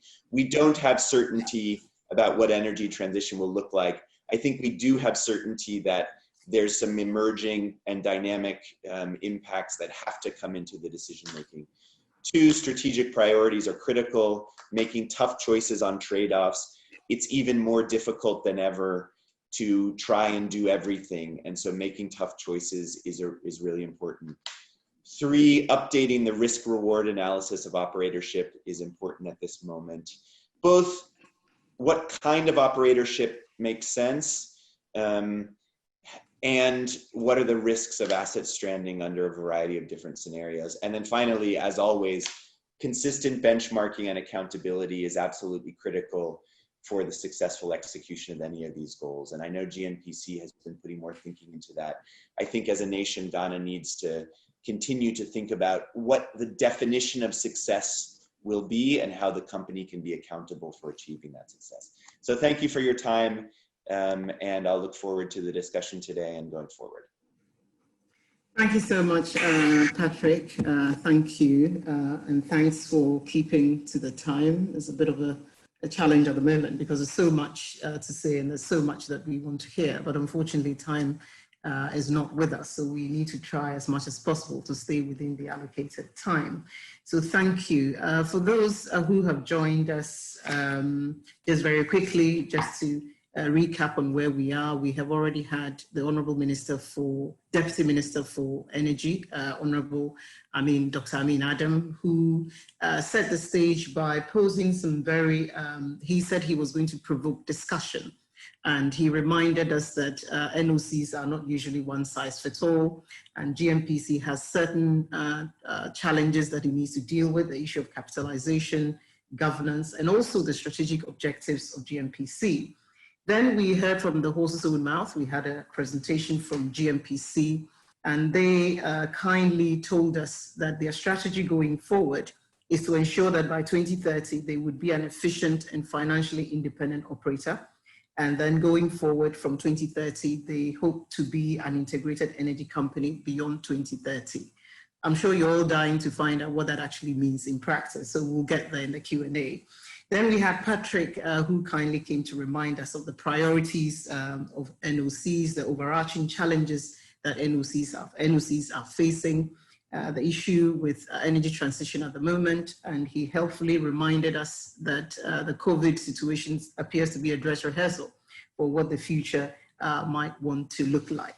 So we continue plowing on, and our next speaker is Ben Boache, who is, Ben is going to be speaking on the reflection Gmpc now and the future. So that is very appropriate, given that Gmpc have told us where they want to be in 2030. So it'll be very interesting to hear Ben's view of what he thinks about that.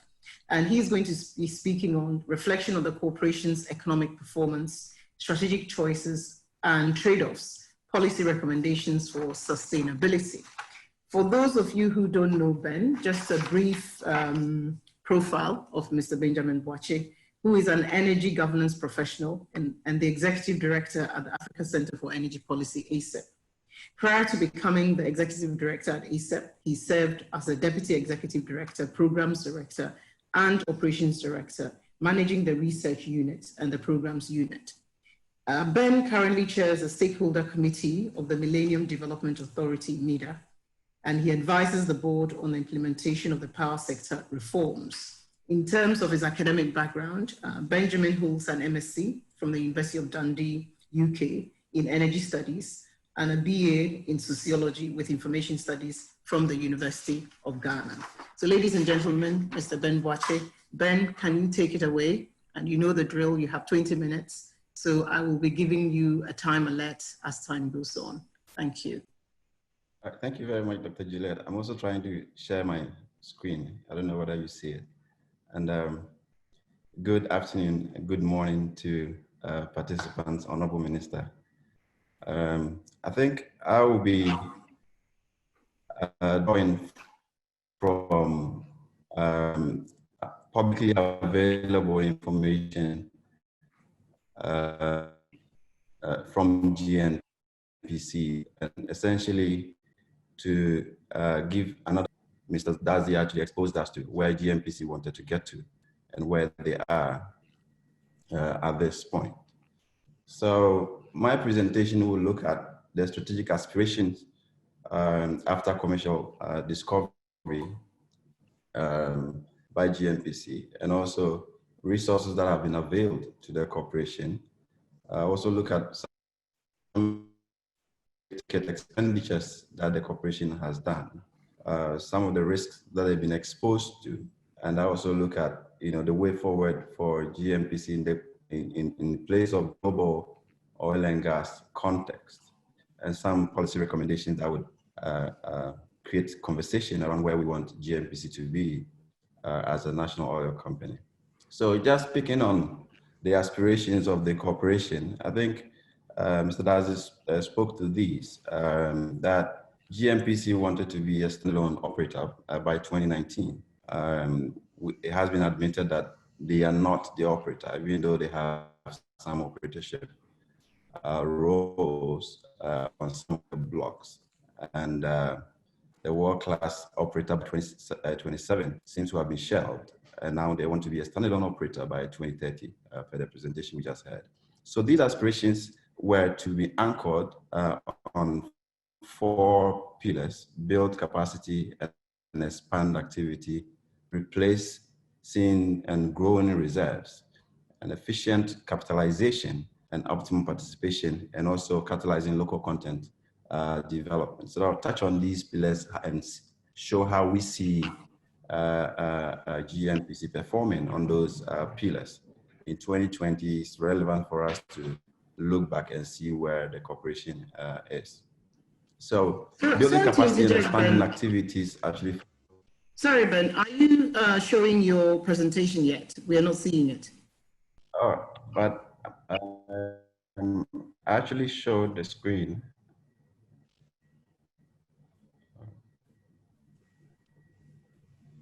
Maybe, can you see it now? No. Can you see my screen? No. Yes, yeah. Oh, it's gone off again. Yes, I can see your screen now.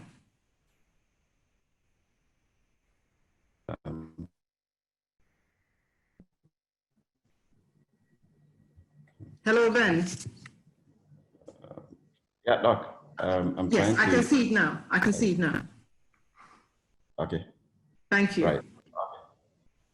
So for building capacity and expanding activity, I think Gnpc was to focus on becoming an operator and controlling producing assets. And the initial effort that we saw from Gmpc was to set up their subsidiary called the Exploco.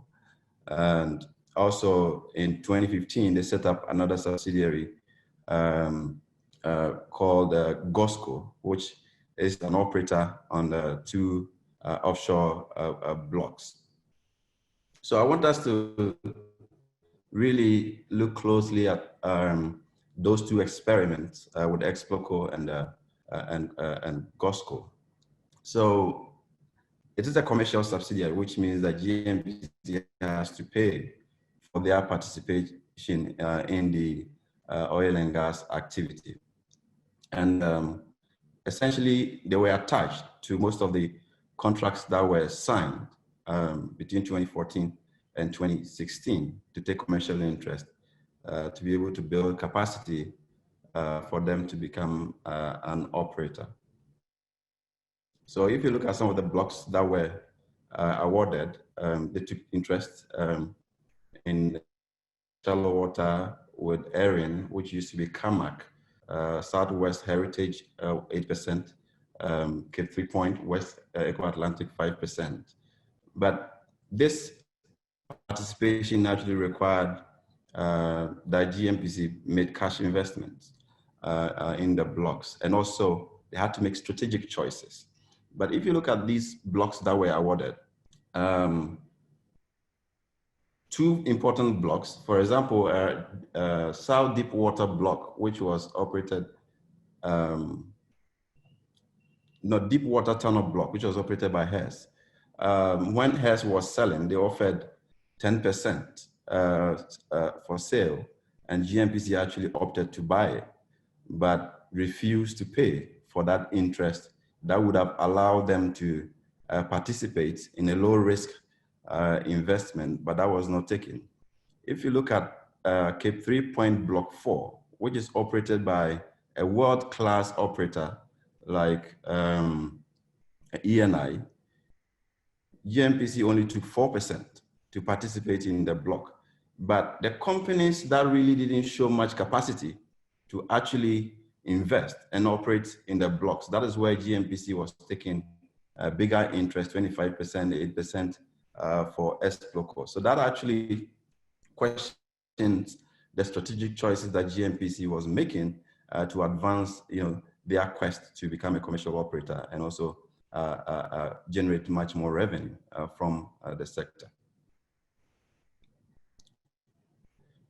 So again, if you look at some of the challenges that Gmpc faced, they didn't resource Exploco as much as would have allowed them to really advance that course, and they still have that challenge today.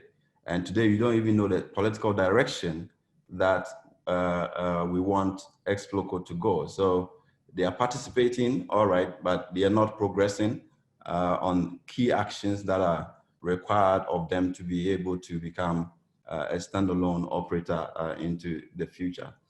We've seen that Exploco's effort has been scaled down quite significantly. Their interest in some of the blocks have been waived, to allow the international operators to go alone. So even though Gmpc had the aspiration to drive operatorship through Exploco, it doesn't seem to have the political favor at this point to actually do that in some of the blocks. And then also the GOSCO experiment. I mean, Gmpc set up Exploco, and then suddenly they come up with GOSCO, a service company, and that service company become an operator of two blocks, East Cater block, and Exploco all of a sudden has become an operator, and yet it is not investing in those resources. So what Gmpc has just done is to hive their free carried interest for explo code to become, for GOSCO to become an operator on those blocks. So GOSCO will now be waiting for the other partners to fund its activities as an operator.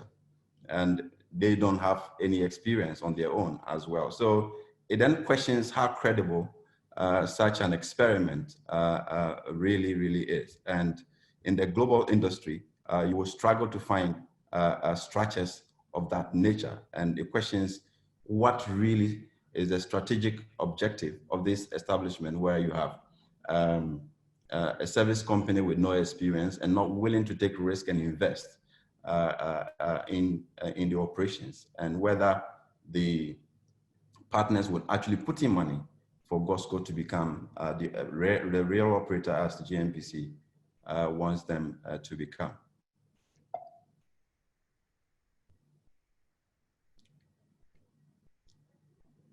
So they also have an objective to, catalyze local content development, and in that front, we've seen a lot of investment, in training and capacity development. A lot of scholarships have been awarded, many to students to go abroad and study.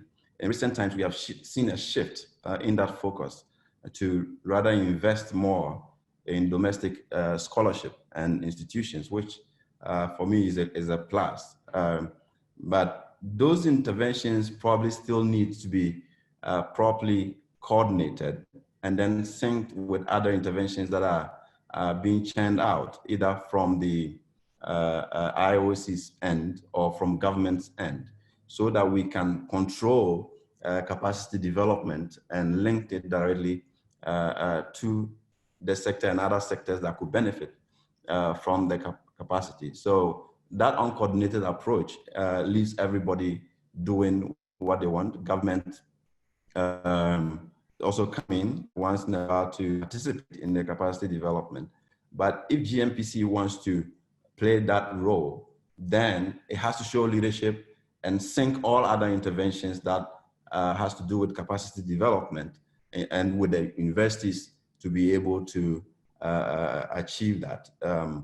The scholarships that are being awarded by the IOCs, they are all cost deductible investments. And if we don't coordinate and we leave all of them doing their own training and their own awards, we'll end up losing revenue, because that will be accounted as cost before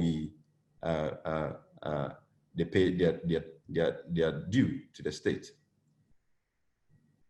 And again, we're also seeing Gmpc staff strength gone so high, currently about 400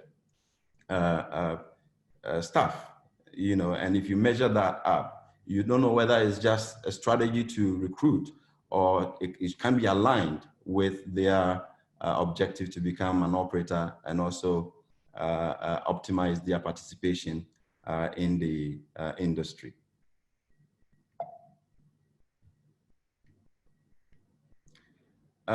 So with those objectives, they needed resources to do that. So I want us to take a look at what has been availed to Gmpc to support the attainment of those aspirations that they had.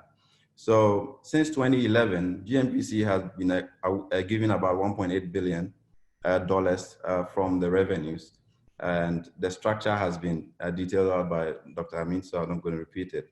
But if you look at the two levels of allocation that goes to Gmpc, 953.5 million has gone for the equity financing cost, which is the level A, a given expenditure that they have to actually do as participants of the producing fields. And also the level B expenditure, which is the net CAPI, which is supposed to go into actually financing their ambitions, is around $850 million so far since 2011 has been given to them. And if you look at the trend of those allocations, it follows the cyclicality of the industry, usually shaped by price and production. So I want us to look at some of the big ticket investments that have been made by Gnpc over the years. And we were concerned about, some of the investment, but I think the caveat here is this, that Gmpc is not just a commercial player, but also has a developmental agenda, to support the development of the economy. But what we have failed to really do is to situate that within the strategy of the organization. How much of their resources can actually go into development activities and other investment that the state wants them to make on its behalf. So if you look at the amount of money that has gone to Gmpc over the period, which is about the $850 million, they have spent more than $300 million on the states and its parastatals. So Ministry of Finance has been given $50 million. Tamawayo Refinery has been supported to the tune of almost $60 million. BOST 21 million. Electricity Company of Ghana 12 million. The OCTP project, which they had to put money into an escrow to be able to guarantee the production of the gas. The 100 million had to go into that. And GNGC 37.9 million. And they've been building roads in the gas enclaves, 43 million. Buying heavy fuel oil, essentially for power generation on behalf of government, 15 million. So almost half of the money that is supposed to go to the corporation to deliver their objective has been taken by the state, essentially. So if this is not part of their strategy, then it becomes very ad hoc, and we just jump in as and when we need it to deliver, and they cannot deliver on their own core mandate. So these are some of the risks that Gmpc is still exposed to in this attempt to become a commercial operator in Ghana and also international. So their commitment to the offshore Cape 3 Point project, which they provided $100 million in an escrow, this was wiped within 3 months of starting production because we could not honor our payments obligations. So that $100 million is gone. And today, if Gmpc was a private entity, it would be non-existent because of their commitment to the gas project, because they cannot offtake the gas and pay for it because the downstream and the power sector are not paying for the gas to allow Gmpc to honor its commitment. So government is picking the bills, essentially. Recently, as recent as March, the partners had to draw down on the LCs that were issued by Stanchart to the tune of about $200 million.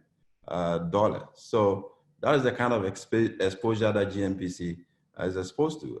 Again, on that same project, they've had to finance on loan $184 million for the reverse flow project that happened in the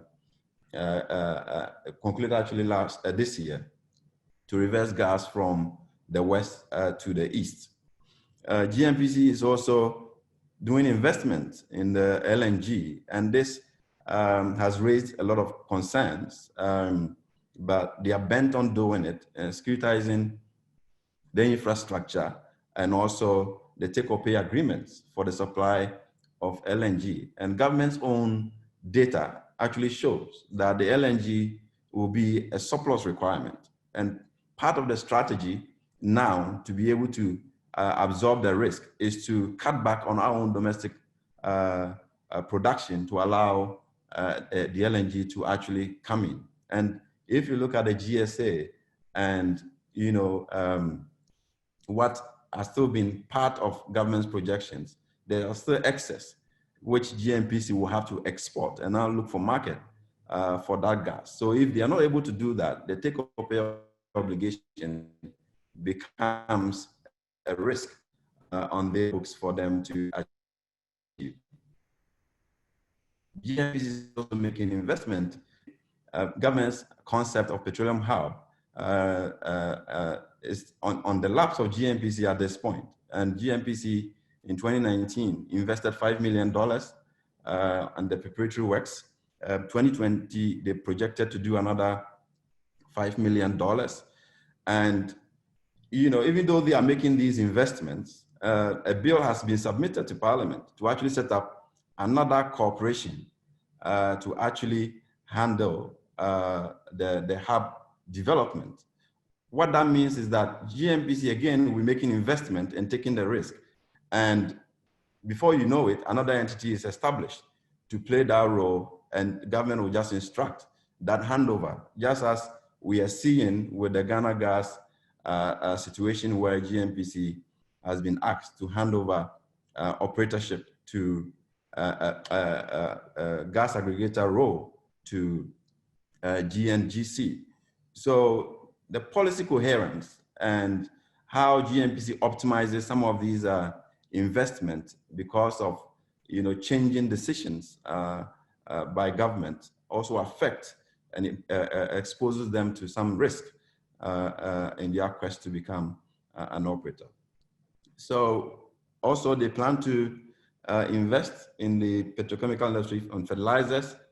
20 million was planned. I think they put that on hold for now, waiting for price to recover. And when they have revenue, they could actually go back to that project. The questions still remain outstanding. How Gmpc's investment in a fertilizer project can be recovered, paying attention to the various dynamics in country and within the West African region, because Ghana is not an island. If within the context of the free trade area which Ghana is hosting, we have to pay attention to developments across the region and around us.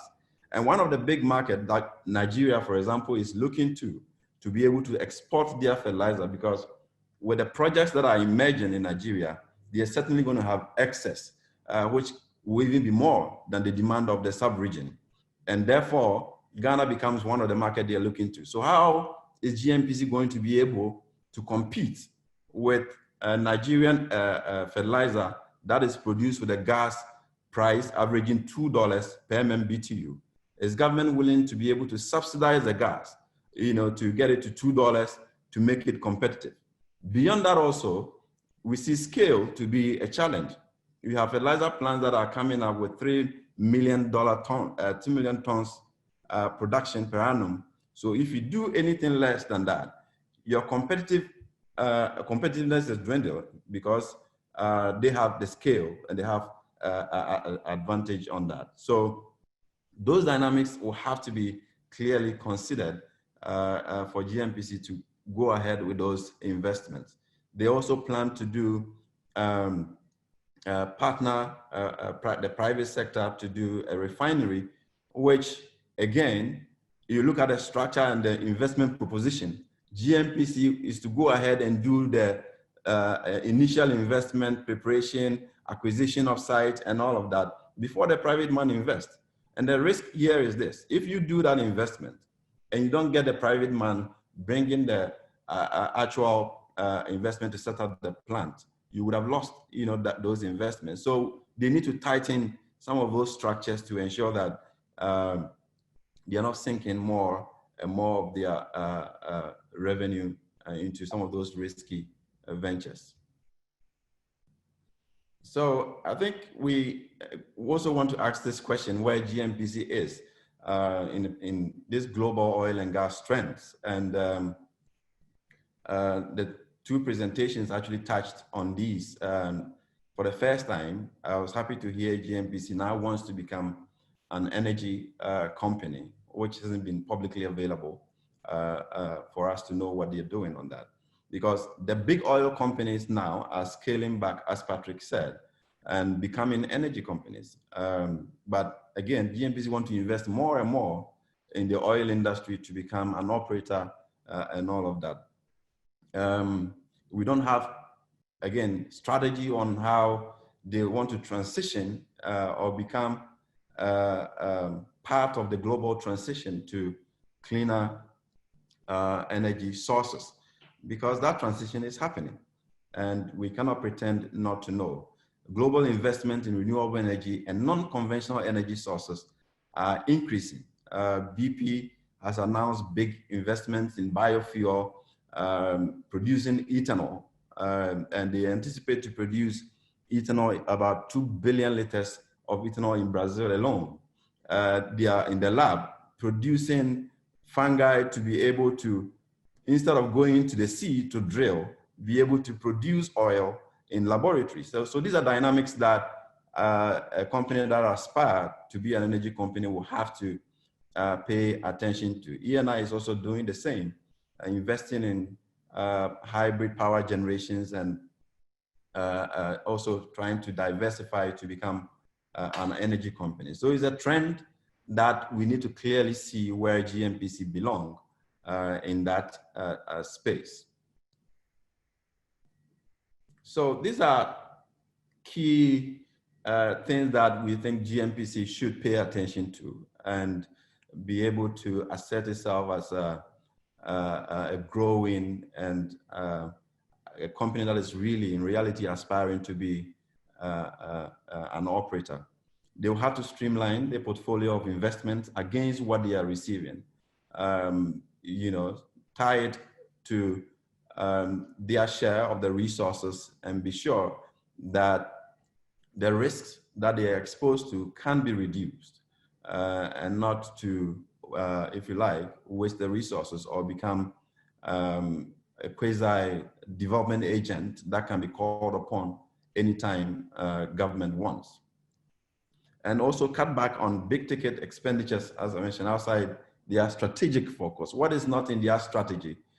They have to perhaps be able to define how much of their resources can be availed for those investments. And also be able to clarify the roles of ex-local and GOSCO. I mean, you can't set up two inexperienced operators or commercial vehicles to compete within the Ghanaian space. And that role, those roles have to be clarified and probably trimmed to ensure that they can be much more focused to deliver on their aspirations. And again, it looks like GMP is also always cut off guard. If you looked at the revenue streams, the cyclicality impacts their revenue streams, and therefore, when you are planning, you have to be conscious that the industry is known to be cyclical. Revenues can be impacted by price, and it can be impacted by production, and that has to reflect in your planning and how the state also uses your revenue for other development activities. And again, energy transition is now a reality and must be accounted for by Gnpc in their plans. And local participation, again, a rethink of the strategy is very crucial. Gnpc should explore partnership with local capital as well. It could, you know, be the anchor to harness local participation with their understanding of the industry. You have many people who are interested to become participants. They want to be energy companies, but they don't have the experience. But if we can create a Gmpc that allows local resources that are available for participation in the industry to pool that resources together and participate, that would achieve much more results than having splinter Ghanaians trying, you know, to participate, and they don't know how to participate. They don't have enough financial capital to be able to participate. But Gnpc could play that role to be able to raise capital. And that again also require certain level of credibility that shows that if I put my money into a company set up by Gnpc, I would get returns for it. And again, it comes back to you know, the strategy that, you know, the gas master plan proposed for Gnpc to become the anchor of national participation in the industry across the upstream and the midstream. so that the financial muscle of Gmpc from oil production can be used to prop up other subsidiaries in the gas sector, which actually prescribes that Ghana Gas should become a subsidiary of a Gmpc. That recently we seen that changing, and we want Gmpc, Ghana Gas, to continue to be an entity on its own, and that entity has proven incapable of raising resources to efficiently participate in the sector, given the various challenges that called on Gmpc to become part of the industry. So this is what we really want to share for today. Thank you. Thank you so much, Ben. Hello. Hi. Yes, I think my video is disappeared, so I'm just trying to work out what's going on. I think I still have your screen, Ben. Yeah. Okay. I mean. Let's see. Yes. Yes. Thank you so much, Ben. That was an excellent presentation, and it's very interesting how I see Dr. Amin's questions being, well, I wouldn't actually say being answered, but I can see the context within which he puts those questions. I see where Gmpc wants to go. Patrick spoke about the challenges, and Ben, you have also come and actually hit the nail on the head that this is what is actually going on. So at the end of the day, what sort of organization are we looking at? Are we looking more at a sort of a cash cow sort of organization, as Patrick said, or we are looking at something else? So it'll be very interesting in the discussions to see where that takes us. My understanding is that the minister is leaving us. So Dr. Amin, if I still have you, because we can't catch you during the Q&A, I was wondering if you could just give us a few remarks on the basis of what you have heard so far, the extent to which what you've heard so far has helped in the questions that you posed at the start of the session. So Dr. Amin, are you still here? If you're here, can you please come in and give us your remarks before you leave? Well, I mean, thank you, Dr. Juliet. I think to a large extent, some of the issues I've raised have been answered, although we still need to dissect the answers to look at the extent to which they can help position Gmpc. I took note of the recommendations by Patrick, especially in relation to the effect of the energy transition and COVID-19.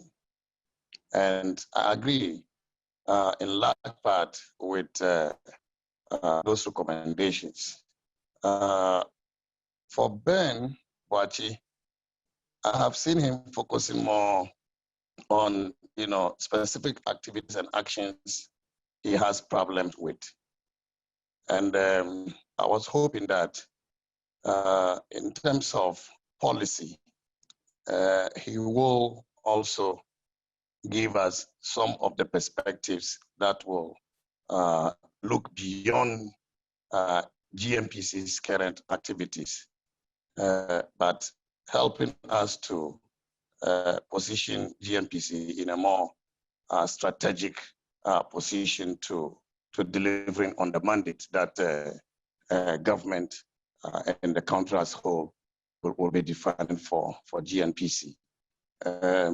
Secondly, I also have taken note of the fact that if we have to reform Gnpc, we cannot divorce the discussion from the general debate among the citizenry in terms of how they want us to manage the hydrocarbon resources of the country. But to what extent Are the citizens informed, if you like, well informed about current happenings and the effect these happenings will have on the future of the oil and gas industry? And so it's important for us to do more in-depth analysis, and I expect that some of our panelists will help us to do this analysis to better inform the public with the view to facilitating their effective participation in the kind of discussion, the discourse that we're having about Gnpc. Thirdly, it is also important, and I think Ben mentioned something to that extent, how the interface between political decision-making and then corporate decision-making can be enhanced towards achieving corporate objectives as opposed to political objectives.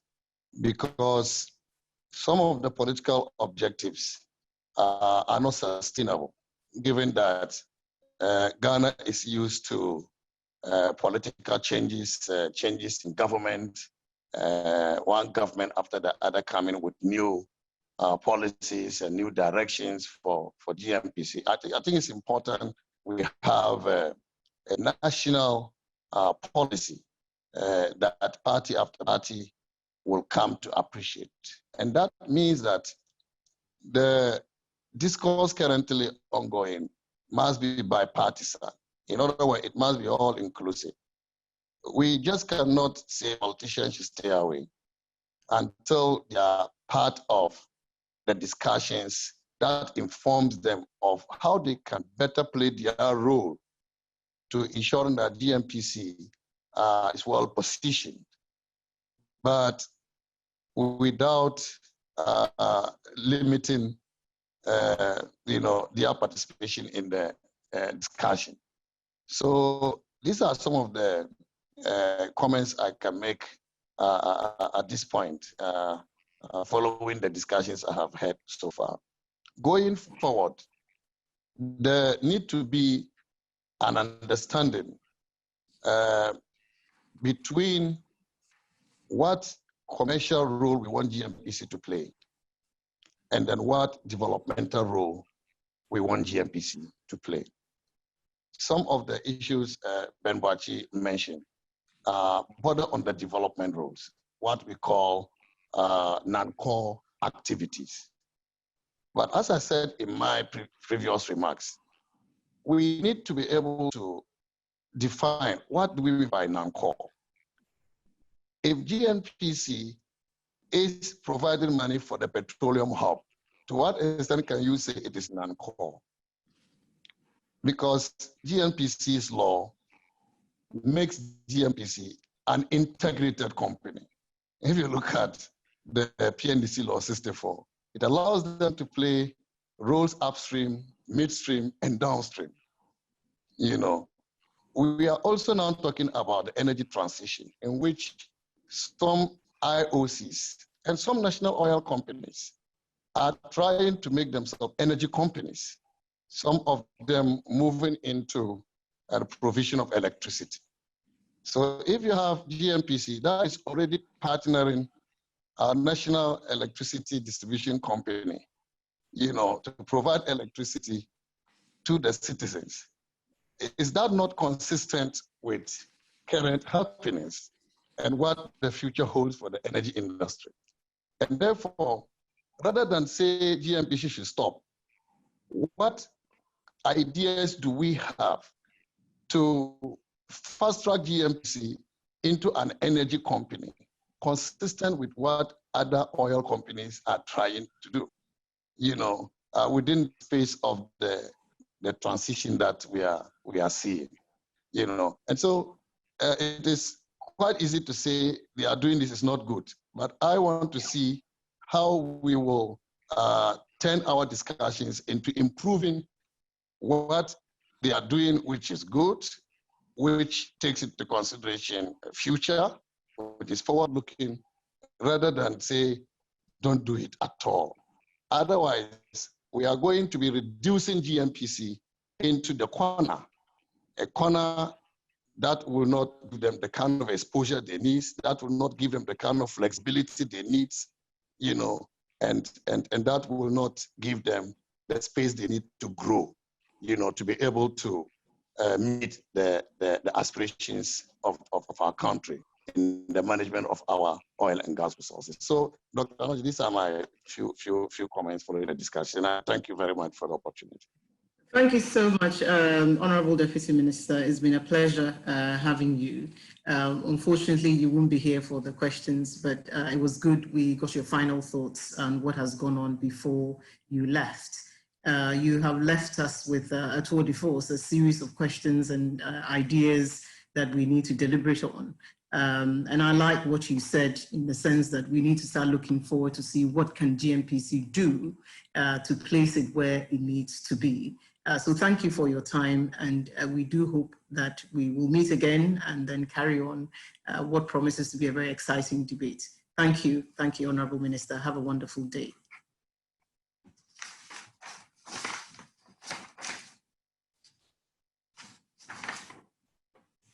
So we will proceed. The Honourable Minister has left us, so we will proceed with our conversation. And we have the last presentation for the day before we go into the Q&A. I see that some people have sent me a few questions. So just to remind you that the House rules for questions is please put them in the chat. Let me know if you want to be identified or you don't want to be identified.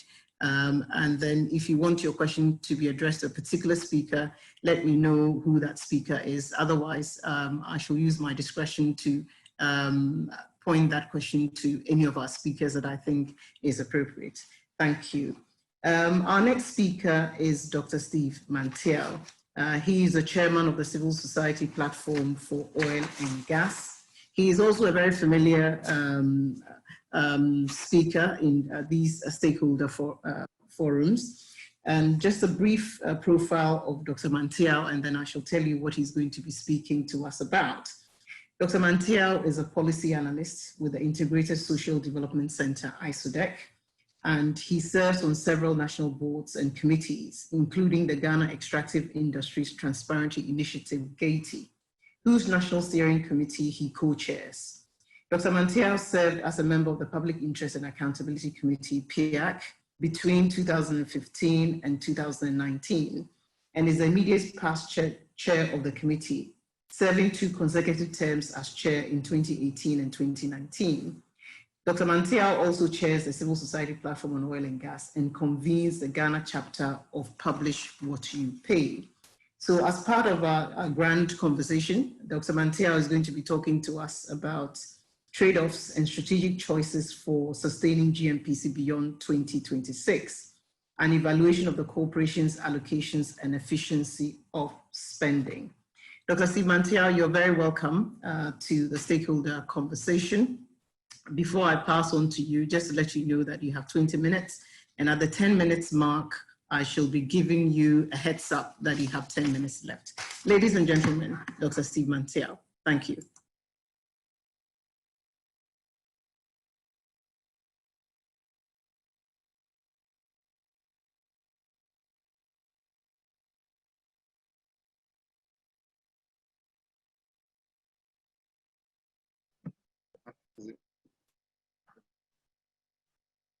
Would the host unmute me?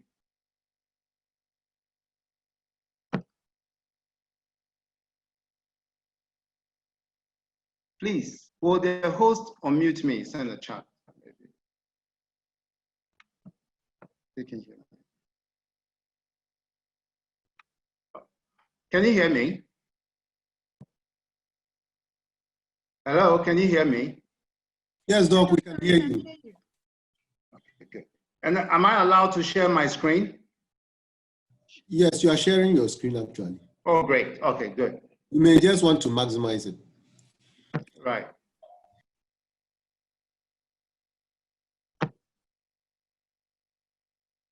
Good. So yes, good to go now. Yeah, so mine is to look at the Gmpc what it was set up for, how it's been funded, how it has fared, lessons and options for making progress. And I'm going to dwell a bit more on the findings and the work of PIAC in relation to Gmpc. So I begin by looking at the general purpose for the establishment of Gmpc. And this you can find in section 2 of the Gmpc Statute of Establishment, Act 64 of 1983, which actually, among other things, and for me what stands out in the list of things that Gmpc was set up to do is 1, operatorship. And here the Act says that Gmpc is to engage in exploration, development, production, and disposal of hydrocarbon resources. And again, we have benefit optimization, where Gmpc is to ensure that Ghana obtains the greatest possible benefits from the development of its petroleum resources. And these are, for me, quite cardinal in assessing Gmpc's performance and ensuring that at least it keeps on track on what it was set up to do. Now, additionally, Gmpc may provide technical advice, but this function has been taken away now and given to the Petroleum Commission. This is in the statute. Of course, since we took away some of the functions of Gmpc and handed them over to the Petroleum Commission in the process to kind of delink regulation from Gmpc's commercial functions, we haven't amended the Act to reflect the new situation. Now, under the what's called powers of the corporation, that's section 3 of the Gmpc Statute of Establishment, Gmpc is, in furtherance of its objective, allowed to purchase, lease, establish, complete, expand, repair, manage plants, factories and plants, installations and facilities that are necessary for the execution of its primary functions.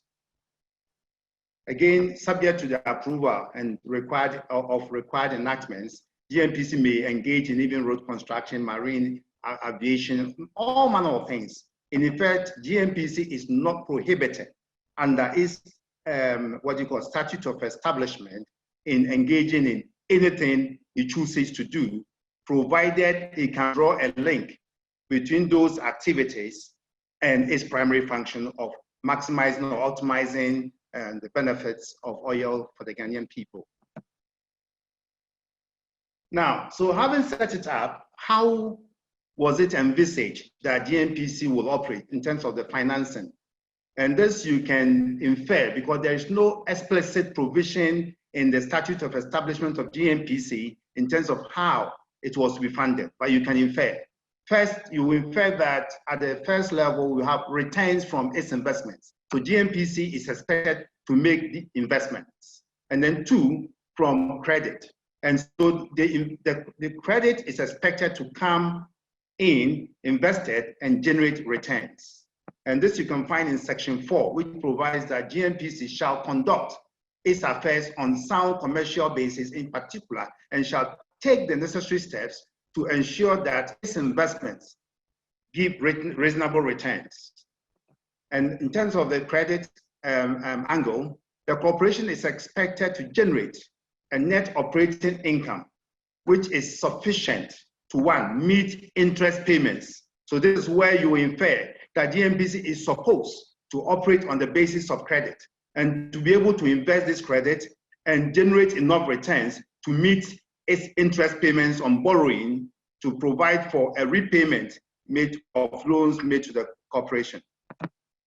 B, to provide for a reasonable proportion of the funds needed to expand the corporation's activities and for increasing its working capital. C, to provide reserves for replacement of fixed assets and equipment, expansion, and any other purposes as required under Section 18 and to the extent that the board considers necessary. D, to provide for contributions to any welfare or provident fund established by the corporation. So clearly, Gmpc is expected by its statute of establishment to raise finance and to invest the finance in order to cover all its operational expenditures, including even contributing to the welfare or provident fund for its staff. In practice, however, Gmpc has depended almost exclusively on state financing. In the 1980s into the early 1990s, Gmpc had unrestricted access to government funds.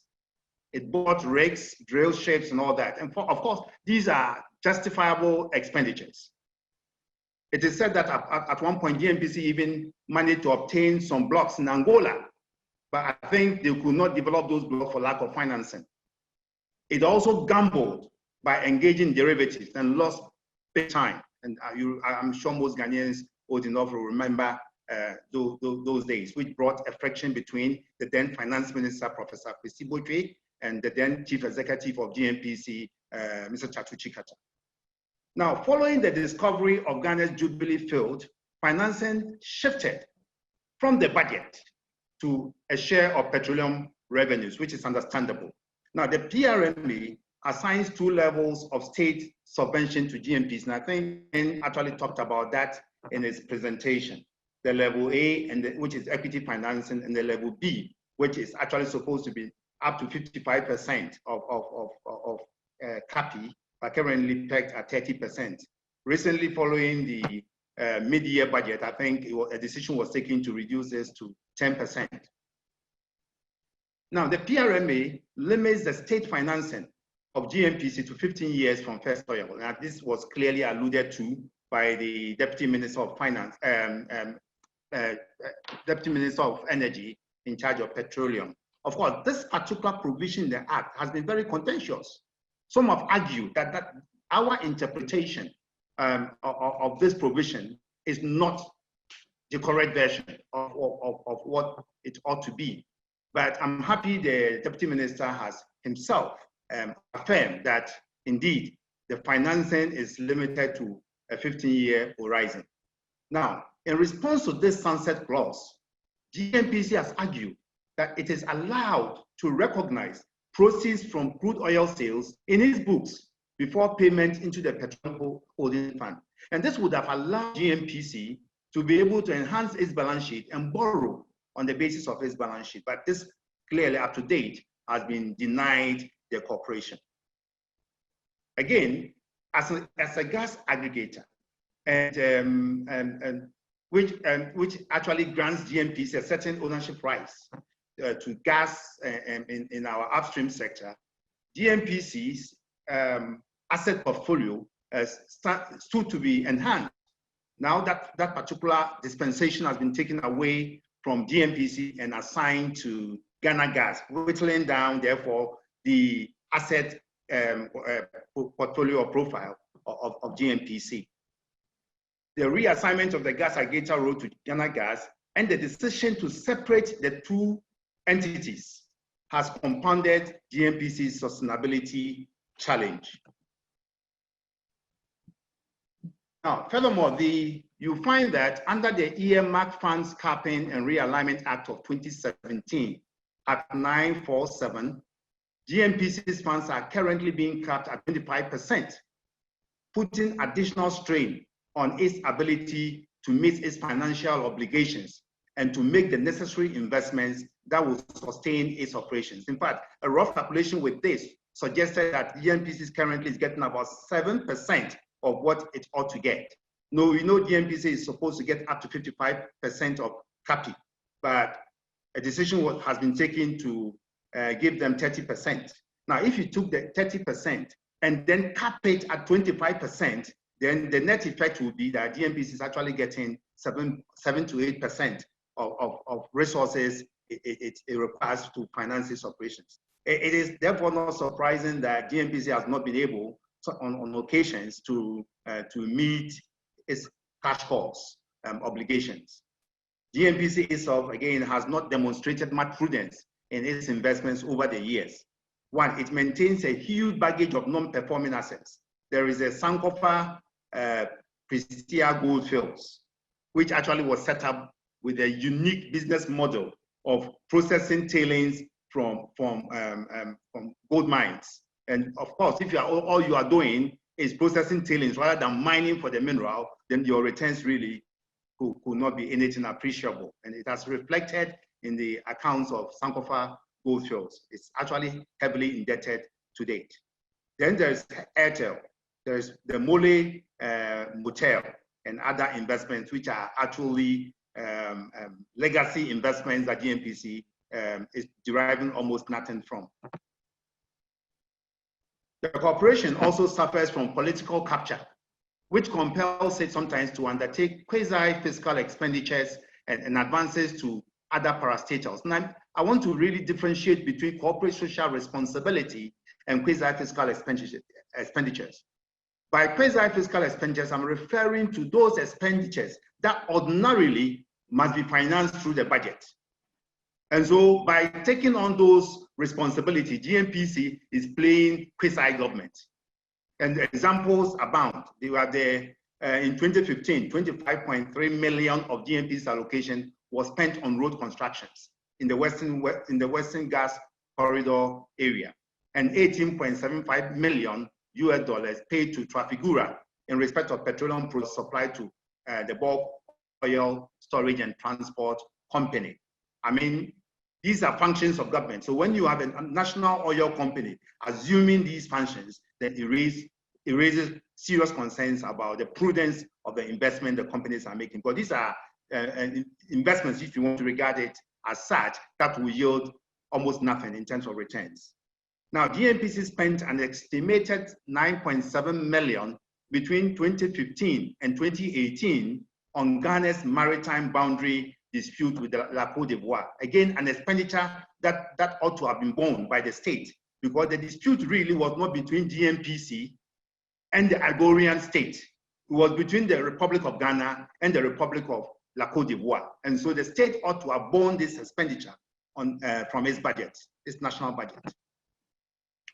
In 2016, PIAC's investigations revealed that the 10 crude oil was being undersold.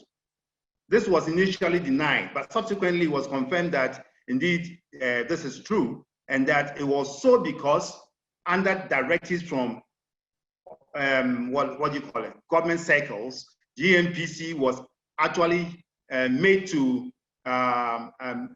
give that leeway to Litasco to be able to determine its own price on account that Litasco had offered credit facilities to the government of Ghana. So when you commingle loan transactions with business transactions, I mean, when I say loan transactions, I mean loan transactions between a company and the Republic, with business between that company and the national oil company, you kind of muddy waters, and we don't see clearly what really the price of our crude oil should be. PIAC's 2018 report also raised concerns about Gnpc's increasing corporate social investments, investment expenditures from 3 million for the blasters in 2013 to 43 million in 2019. And I think we're looking at 55 million, but following the effect of COVID-19, this has been revised downwards to about 33 million. Just yesterday, this is the news item we saw in the media. Gmpc financing Isiama Nkrofo Telekubukazo Road project. Again, another function for government that Gmpc has no business getting into. So far, out of the total revenues from Ghana's petroleum, production from 2011 to 2018, this is how the sharing looks like. Gnpc has gotten a whopping 31%, pretty close to the 38% that has actually accrued to the annual budget funding amount, the amount we are allowed to spend through the budget. So what it means then is that we are almost doing, equal investments in, let's say, should I put it, expenditure as against investment. So what we are spending through the budget is almost equal to what Gnpc alone has gotten. And the question is, what does Gnpc have to show for this investments? In terms of the level A receipts, it's almost 50-50. I mean, 49 for level B and 51 for level A. So that's how Gnpc expenditures look like in terms of what has gone into its equity financing cost and then its operational expenses. In terms of non-core, these are the total. About 137 million US dollars has so far been spent on what we describe as non-core business activities. Implications. One, diversion of funds from the national oil company's core business. So these monies that are spent on non-core business could otherwise be directed into profitable ventures. In its 2017 and 2018 reports, PIAC expressed concern about Gnpc's inability to respond to SGN cash calls, leading to a suspension of lifting rights in respect of CAPI.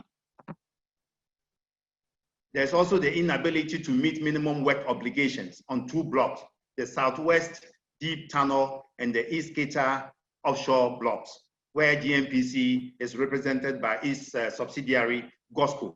But to date, Gmpc has not been able to meet its minimum work obligation.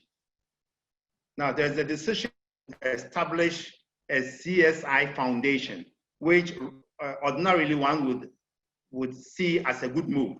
That would actually help Gmpc to focus on its core mandate. So you have a foundation established and registered as a company limited by guarantee, undertaking your corporate social investment for you so you can focus on your core mandate. However, the relationship between the foundation and Gmpc's core nomenclature raises serious concerns. You have a situation where the chief executive officer of an independent entity registered as a company limited by guarantee reporting to the sustainability manager of Gmpc, another independent entity registered as a commercial, a commercial vehicle for optimizing benefits for Ghanaians. It creates a certain misnomer in terms of corporate governance.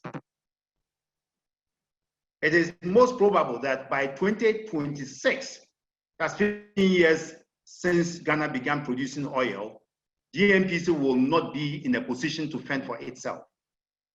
It is equally probable that government will take a decision to extend the financing time frame by amending the PRMA.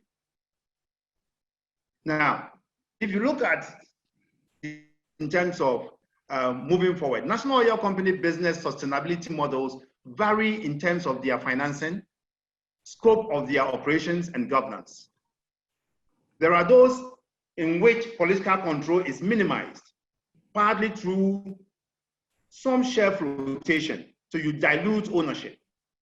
And this is actually helps in terms of ensuring that, for example, is Norway, where we have a dilution of state control and financing. The state has a 67% stake in the national oil company, and this is as at 2017, and the rest is public stock. Now, the challenge with this model for Ghana is that because the resources, the petroleum hydrocarbon resources are vested in Gmpc, you couldn't float shares in Gmpc. Otherwise, whoever buys shares in Gmpc becomes automatic owner of the resources that belong to Ghanaians and which we have entrusted into the care of Gmpc. So that actually represents a certain challenge why we could not directly float shares in Gmpc.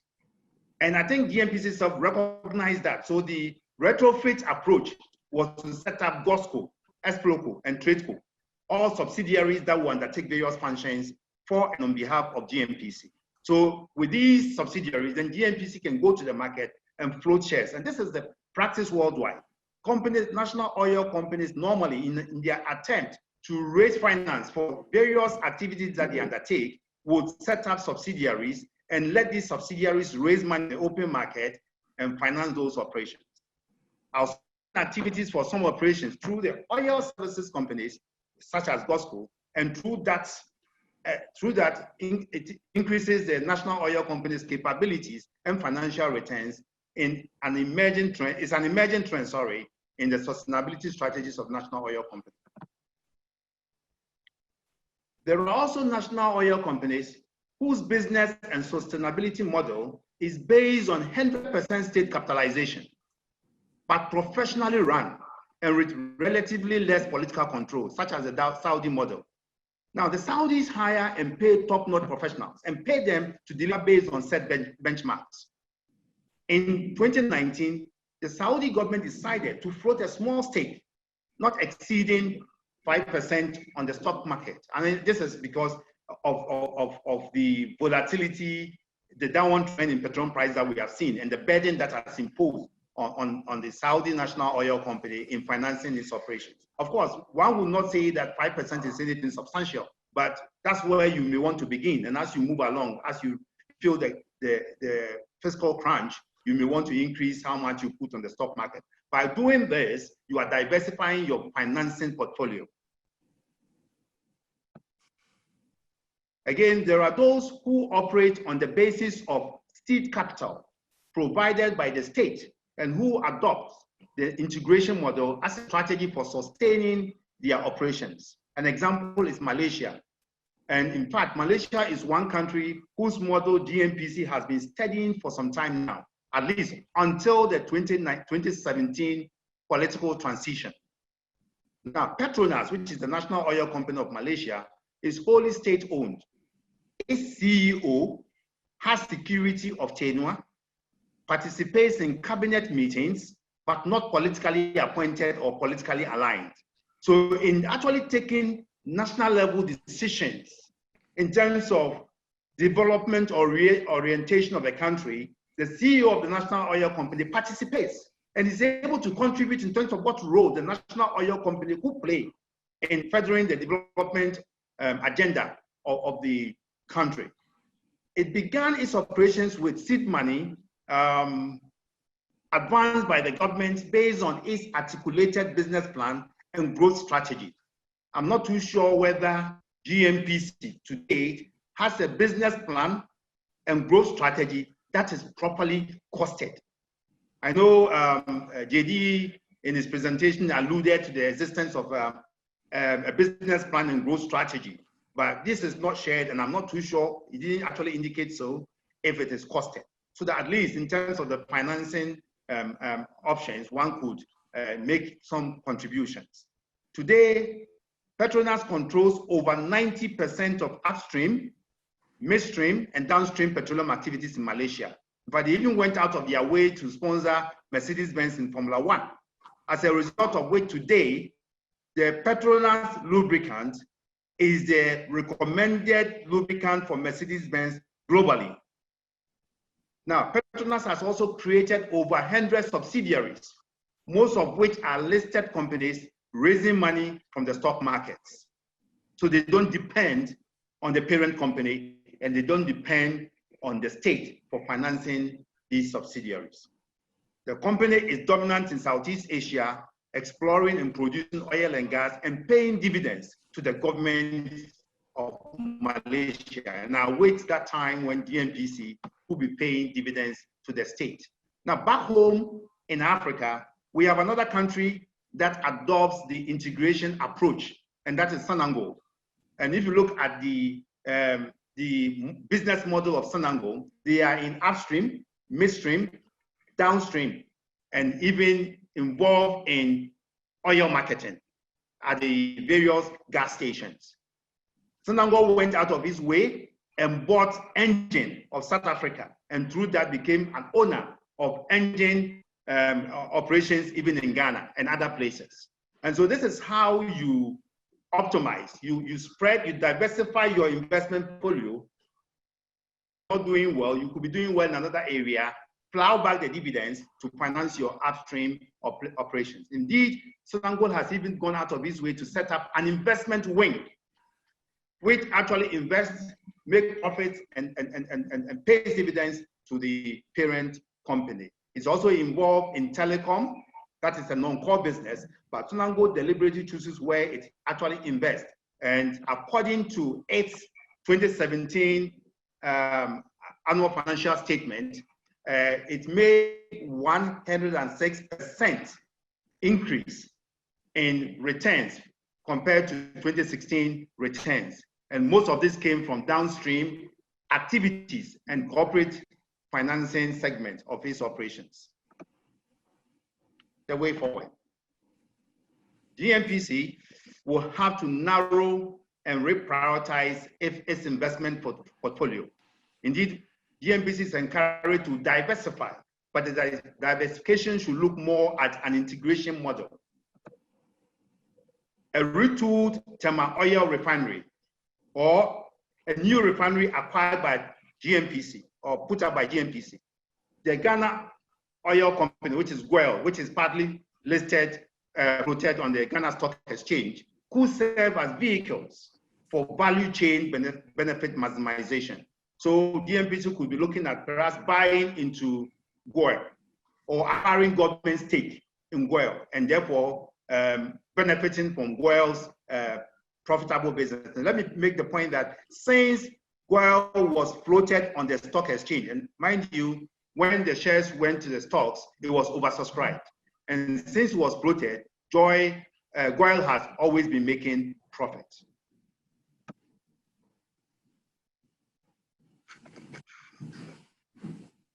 Right. I am aware that Gmpc wants to maintain its investment in Mole as an ecological statement, and one cannot begrudge them for that. It wants to use it as a demonstration of its commitment to environmental protection, and that for me is something worth doing. There's also, in terms of corporate governance, a practice where top management is removed every time government changes. I mean, so you have this situation where the tenure of the chief executive has become coterminous with the government in power. Now, as a result, you have a situation where the workforce are divided along party lines. It has also created uncertainties for the corporation's business partners, especially in an election year like this, where investors are not sure who will win the elections. Investors would want to be very careful in doing business with Gmpc, because should there be a change in government, it is possible all the programs and initiatives taken by the corporations will be reversed or abandoned. So we need security of tenure for top management, and this will ensure that sound business decisions are taken. Some have even suggested dilution of the state ownership of the corporation in dealing with the excessive political interferences, as in the case of GOIL. Since GOIL was privatized, partly on the stock exchange, we see a reduction in government interferences in the business of GOIL. Same with the GCB Bank. There used to be a time where government in power would direct GCB as to whom to lend, and which individuals or politically exposed persons to grant facilities. Now all these have reduced since it was partly privatized on the Ghana Stock Exchange, and SIC named them.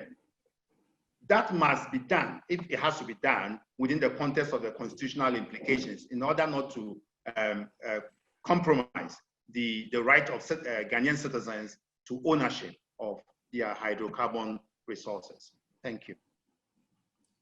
Thank you so much, Mr. Mantiel. Thank you for that comprehensive presentation. We are now going to move on to the Q&A. I have a few questions here. A lot of them seem to be aimed at Gmpc, and I have a few questions of my own, which I will pose once the Gmpc questions are done. It seems as if I just wanted to give a brief thumbnail sketch of where we are. We had the minister who started by posing, as he said, questions for discussions to provoke a discussion. Then we had Gmpc, who came and told us what their core mandates and where they intend to see themselves. After all, the title of this program is a Gmpc that we want. So they came and told us the Gmpc that they are thinking of. As to whether we want that Gmpc or not, that hopefully will be the subject of this discussion.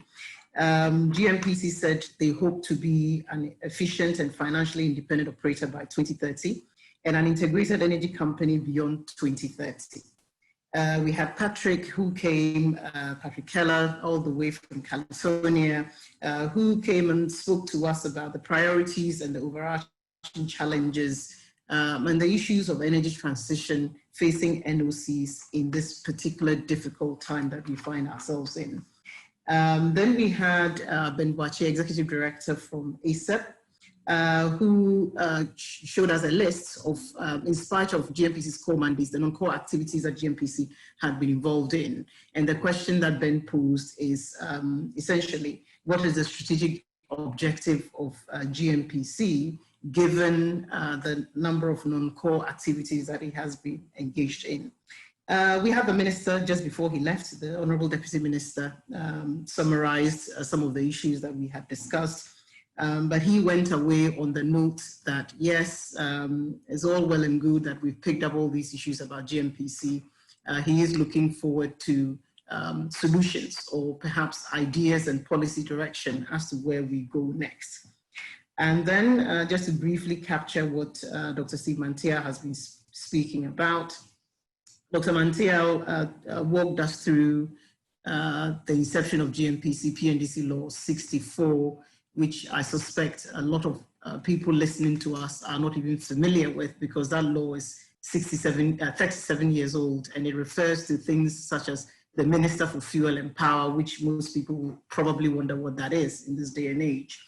And he spoke about the core mandate of GMPC, the challenges, the issue that currently bedevils GMPC, just as Ben Boache spoke about, seems to be the expenditure and the involvement of GMPC on non-core business activities. He also spoke about the political climate that carries on within GMPC and how best to ensure that the organization is positioned as the commercial operator that it wants to be. And he ended by saying a lot of these things would have to be looked at within the constitutional context, because of course the constitution in Ghana sets out the legal basis for a lot of these things that go on. So for those of us who joined us in course of the discussion and were not here at the beginning, that is where we are, that is where we've ended up. So I'm going to start with the questions. If you have any more questions, please keep them coming. And then I will pose them to our speakers. So I have two questions here from a gentleman called Mr. Gideon Ofusu-Piesa. And his question is to Mr. Daze. Mr. Jody, are you still there?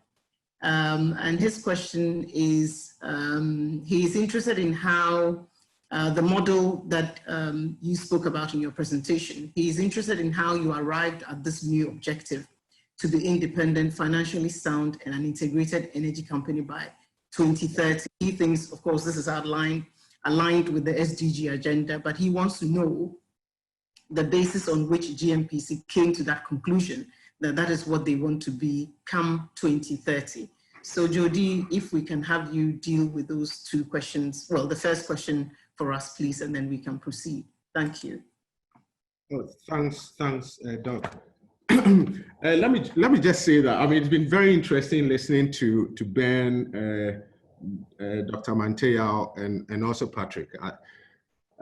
Some of the issues I think have come up in other fora that we've participated in, and I think as a corporation, those are comments that we would take on board, discuss internally, but we need to also appreciate that we owned by the state.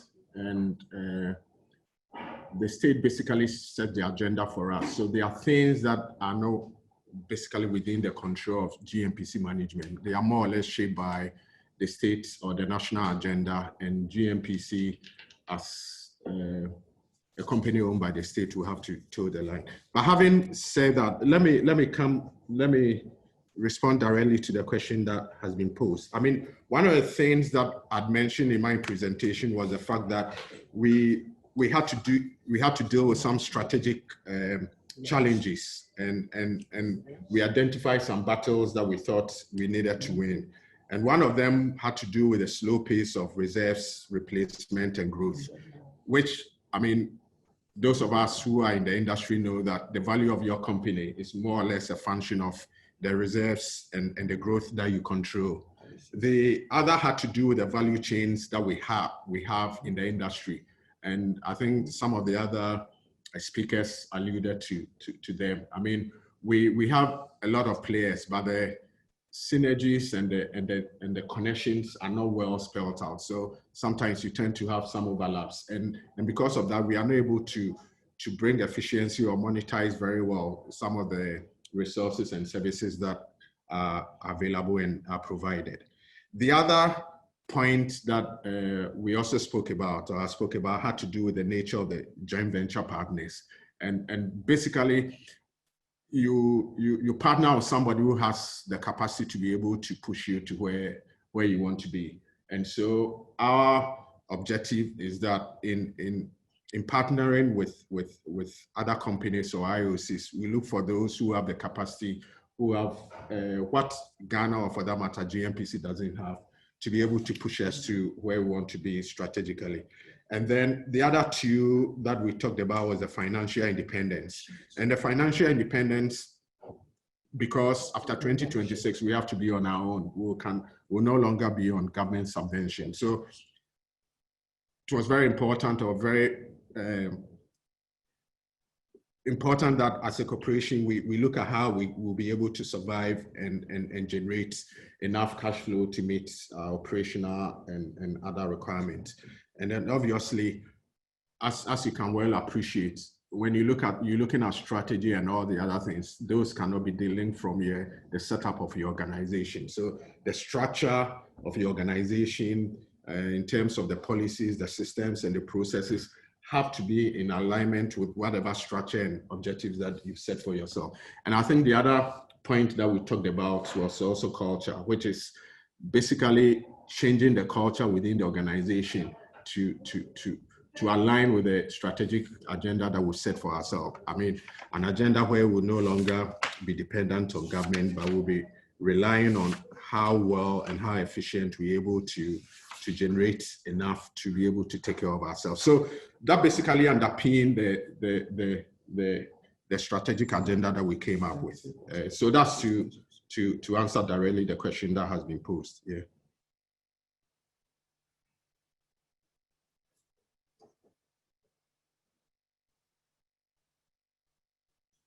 Hello. I don't know whether. Unmuted, please. Yes, thank you. Thank you so much, because I think I had been muted because we had those earlier disturbances. So the team is just controlling the narrative so we don't get disturbances as we go on. So Jody, whilst you're still there, I have another question for you. And this is a question that I also had on my list. The question goes, as part of Gnpc revenue diversification plan, Gnpc intends to be an integrated company ahead of its 2030 target. What is the nature of this intended integration? Are we looking at a vertical integration? Are we looking at a horizontal integration? Are we looking at an integration across the whole of the value chain? Can you enlighten us on what you intend to do? Thanks again. It looks like Gmpc will be answering all the questions today. But if you look at the value chain, I mean, one of the things that you hear people come up say often and at workshops and dialogues like what we're having is that Gmpc must focus on its core operations. But if you look at the value chain from exploration down to development, they are all cost-intensive items. There's no revenue related or associated with it. And so if after 2026, we have to be financially independent, then we need to look for the means or the ways to be able to monetize whatever services or products that we'll get from exploration down to development. And so, and I have to caveat this by saying that obviously whatever we come up with has to be agreed upon or sanctioned by government, so long as we remain owned by the state. But within Gmpc, the idea is to look at opportunities beyond the traditional value chain work scope or activities to generate revenue.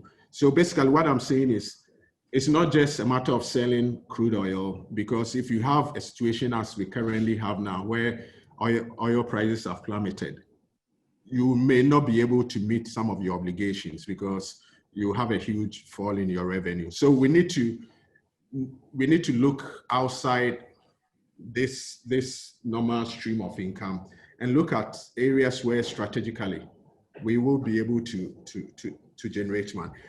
As to the specifics, obviously we need to be able to sit down with the ministry and look at how we do this. But it still falls within the strategic initiatives that we talked about. I mean, basically optimizing current investment portfolio. And probably if I can link it to what Ben and Dr. Mantiel said, I mean, in the past, we've found ourselves, or we've invested in very lucrative ventures or companies like Total, like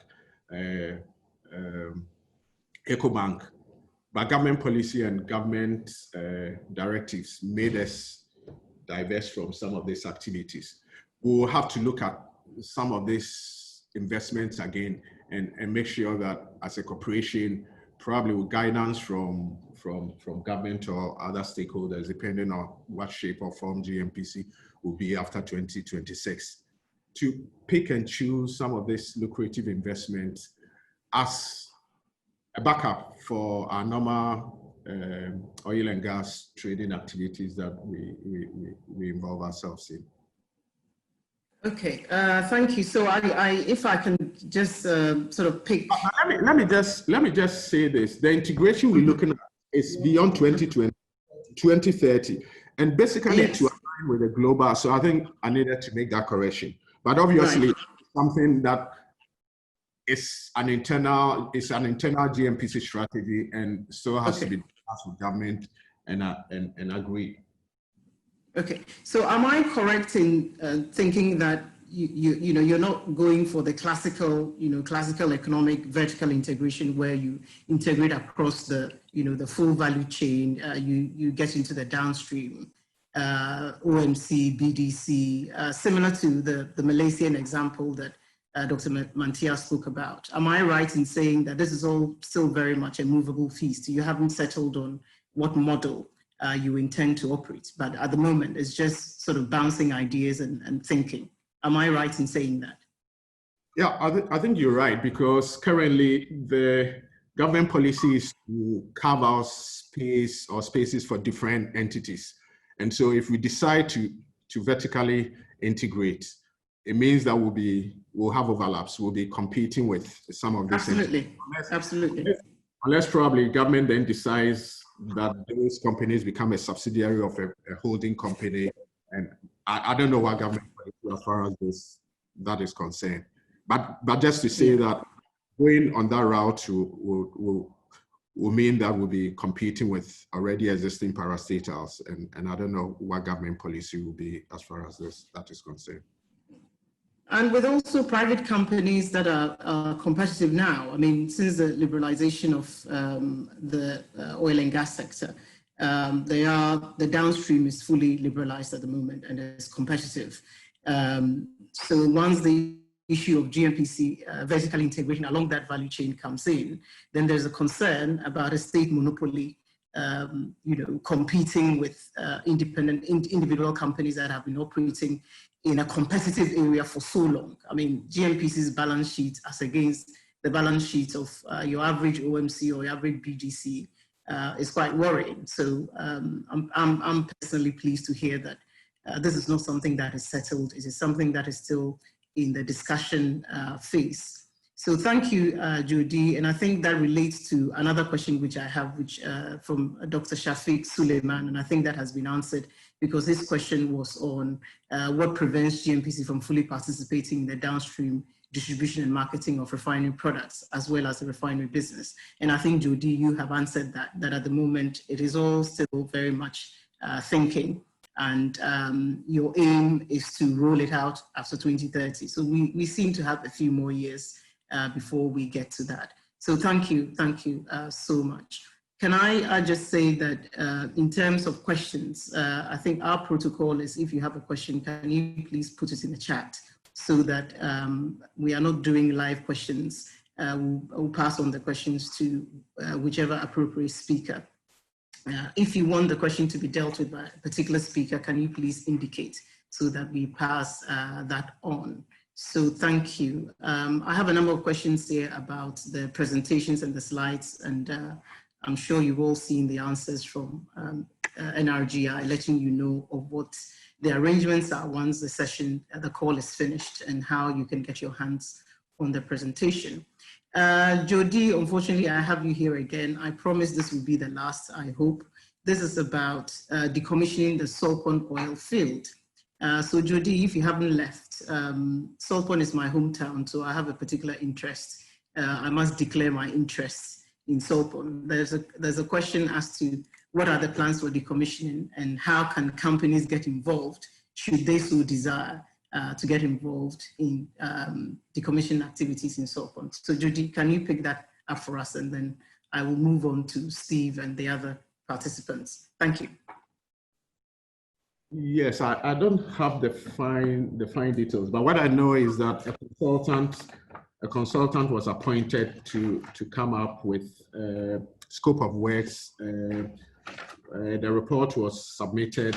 Government or Gmpc invited bid. So I think they're going through the evaluation of the bid for the award of the contract for the decommissioning. That's about what I know now. I can, if the questioner is still interested, I can get detailed information and provide it to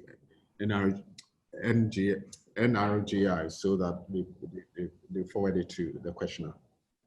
Okay, thank you so much, Jody. I think you can rest for now. So I'm hoping that we won't get any more questions coming, but that is not by no means to say that you can't ask you. No, I think since we are the focus of this dialogue, we're prepared to answer all the questions that. You're happy to be on the spot. Yes. Okay, just also a quick reminder to let you know that one of the sponsors of the program is NORAD, and we have a representative from the Norwegian embassy on the call. So he will be coming to give us his take once we finish the Q&A. His name is Stein Ing Nesvak. I'm sure I have crucified your name, but please forgive me. He is a counselor from the Royal Norwegian Embassy in Ghana. So once we get there, we will invite him to come and share his thoughts with us. So our next question is for Dr. Mantiel. And Dr. Mantiel, if you can just get ready, please. And the question to you is that, wasn't the Petroleum Commission Act 2011 passed to annul the regulatory mandate of Gmpc under PNDC Law 84? And the person doesn't want to, they don't want the identity to be disclosed. So Dr. Mantiel, can you tell us what happened with the Petroleum Commission once they came into effect? Did Gmpc stop being a regulator? Was Gmpc ever a regulator at all? Can you please address that for us? Thank you. Right. Yes, there's always a confusion as to whether Gmpc was a regulator or not. Indeed, Gmpc wasn't a regulator. It was a ministry. Gmpc offered technical advice and technical support in terms of regulation. Indeed, when we passed the Petroleum Commission Act 2011, certain functions, or what we may describe as regulatory functions of Gmpc, including data repository functions, were taken away from Gmpc and handed over to the Petroleum Commission. So the Act establishing Petroleum Commission really would annul those functions assigned to Gmpc in its statute of establishment. But I need to make the point that Gmpc statute of establishment, and I'm sure the corporation itself recognizes that, has outlived its purpose. It needs to be reviewed and perhaps replaced with a new one. That new one should be within the context of Gmpc's own new strategic direction. And so when I make the point that certain functions still remain in the Gmpc statute, it is not to say that Gmpc is performing those functions, no. But just to make the point that that particular act needs to be updated. Thank you so much, Dr. Mantiel. And I was going to ask a question about PND's Law 64, so I'm happy that you have said that act has to be updated, because as I said previously, it is 37 years old. And a lot of the provisions in there were drafted at a time when Ghana had not made a commercial discovery. So with our over 10 years experience, we can look back and then ensure that, just as we did with PNDC Law 84, which has now been amended, we can also do that with PNDC Law 64, looking at the new GMPC. And of course, a lot of what is falling out of this conversation should also be considered, because hopefully that new act will look at the GMPC that we all want. And some of the things that we've discussed here hopefully should find its way in there. Another question for you, Dr. Mantiel, and the person says, whose responsibility is it to trigger the governance change that is required to eliminate the political capture? What is the role of civil society in this? So Dr. Mantiel, this sounds like a PhD essay question. So whose responsibility is it to trigger the change, and what is the role of civil society? So if you can give us your thesis on that, please. Doc, I recall that the challenges that face GMPC today, the political capture in particular, are the same challenges that confronted GCB Bank, then Ghana Commercial Bank. Under directives from government, GMPC became Ghana Commercial Bank became overexposed to the extent of near collapse. Government decided to desperately look for capital re-injection into GCB. And its option was to offload 70% of its interest in GCB to recapitalize the bank. Some of us, and I recall, I led that campaign, fought against it, and compelled government to rather float shares in GCB on the stock exchange. And in doing that, we managed to dilute government ownership and therefore dilute the political control of GCB. Whose responsibility? It was the responsibility of the government of the day. But the government of the day was pushed by citizens' action. So in the same way, CSOs and citizens will have to flag the need for the required reforms to make GMPC viable and to reduce the political control of that entity.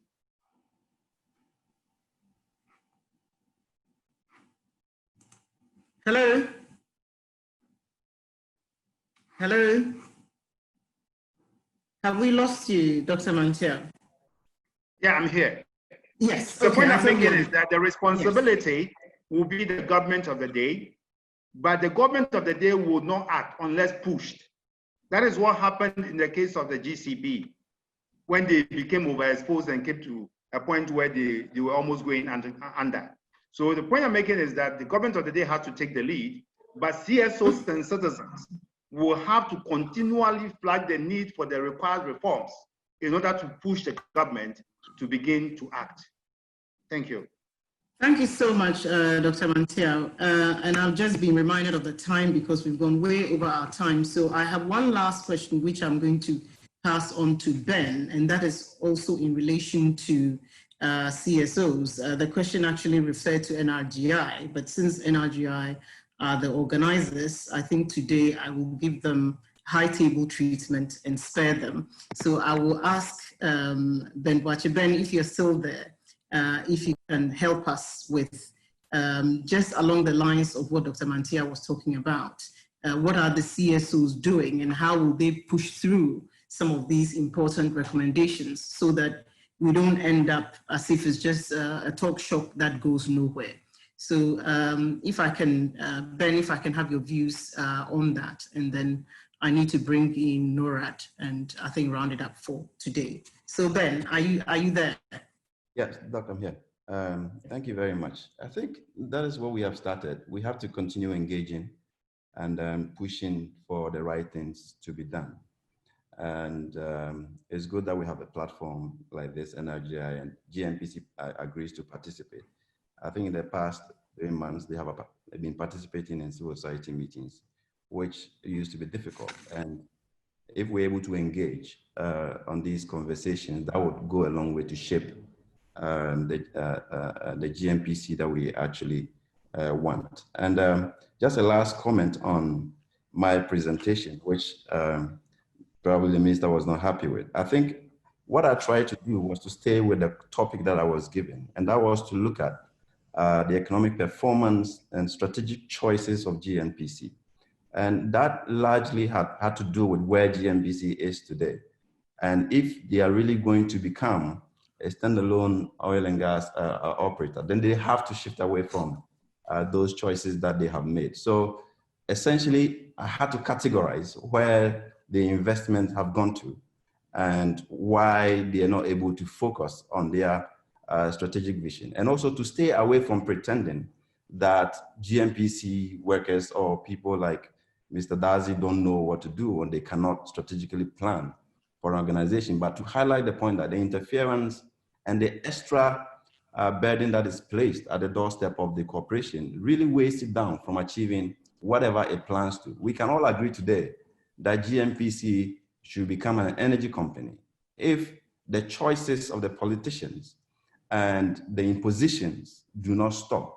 Gmpc cannot achieve what they put on paper. And that was essentially what I tried to highlight in my presentation. And it's quite critical for us to now begin to look at how we can have a plan that can be implemented. We agree that they have a role in national development, but let's put that also on paper and hold them to that. Thank you. Thank you so much, Ben. I think the political interference and how that aligns with the corporate strategy will continue to be the big elephant in the room. So thank you for hitting the nail on the head on that one. Thank you. Unfortunately, I can see I have a large number of questions, but unfortunately, my attention has been drawn to the fact that we have gone way over time. So for those of whom I couldn't pose your questions, sincere apologies. Please don't corner me in the dark and beat me up. I'm sorry I couldn't ask your questions. Perhaps on another occasion we will do so. I now have to give way to NORAD for the program, for the wrap up and the way forward.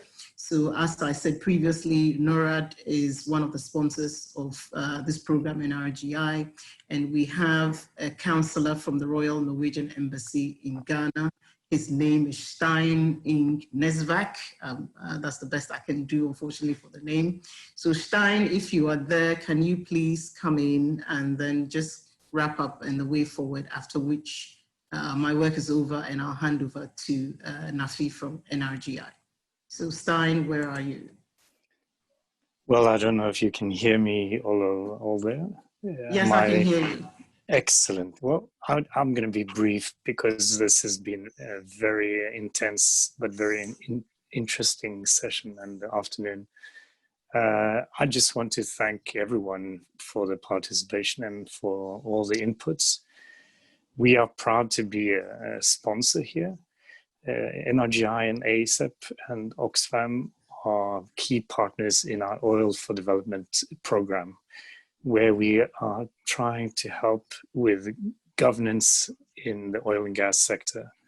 These discussions that we had this afternoon are also very similar to the ones we have in Norway with our national oil companies. So it's been a very interesting afternoon, and I want to thank everyone, and I look forward to the continuation, and it's a very, very important discussion. So I hope it was useful to the public and to the government and to the civil society organizations. Thank you. Thank you so much. Thank you for your kind words. And I believe that it has been useful, certainly been useful to me, and I'm sure it's been useful to all the participants on the call. So thank you so much for making time to chip in at the end. Thank you, Stein. So my work is coming to an end now, and I need to hand over to Nafi, the host of the program.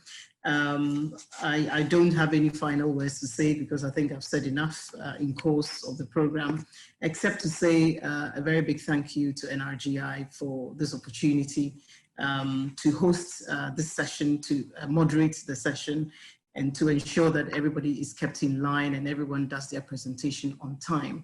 So Nafi, thank you, and your team at NRGI, NORAD, everybody else, my panelists, Dr. Mantiel, Ben, Patrick, the minister is gone. Thank you so much for your time. And Nafi, over to you. Thank you. Thank you very much, Dr. Juliet, and thank you everybody for your participation and the presentation from all the speakers. We've gone way over time, but because it's been such an educative and insightful session, we forgot that we've gone over our time. But in terms of going forward, I really want to say that it's a conversation that was started years back. We've had various engagements with Gnpc, not just NRGI, but other civil society organizations as well. We are hoping that this particular conversation would be repeated, and then this time we are looking to Gnpc or the Ministry of Energy to organize this dialogue, because from the discussions there are many questions that we would need to follow up on. And people have posted questions. We also have questions from the presentations made by all the speakers. For example, 3 things that stood out for me, and how does Gmpc finance its operations after 2016, and when it is handicapped by government directives of stripping its investments, interest in lucrative ventures. There is also the issue of what it takes for Gmpc to become an energy company. We heard from Jodazi's presentation. And the third is there is the need, and I think that we all have agreed here, there have been questions around it, the need for a broader dialogue on Gmpc's model, especially within the context of the global oil and gas activities. So thank you very much. And hopefully we would hear from Gnpc on when they plan to engage civil society. And we would post the recording, we would share with all those who reach out to us. We have email addresses of people. Those that we don't have, please feel free to reach out to Dennis, and then we would, you will get a copy of the recording. Thank you very much, and let's continue the discussion.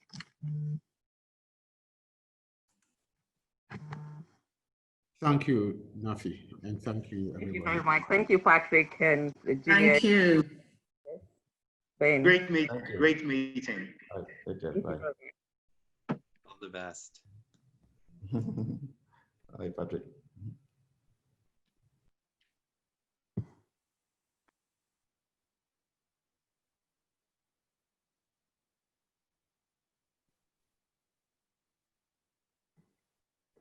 Great job, NRGI. Thank you very much. Thank you. Hey, Dennis.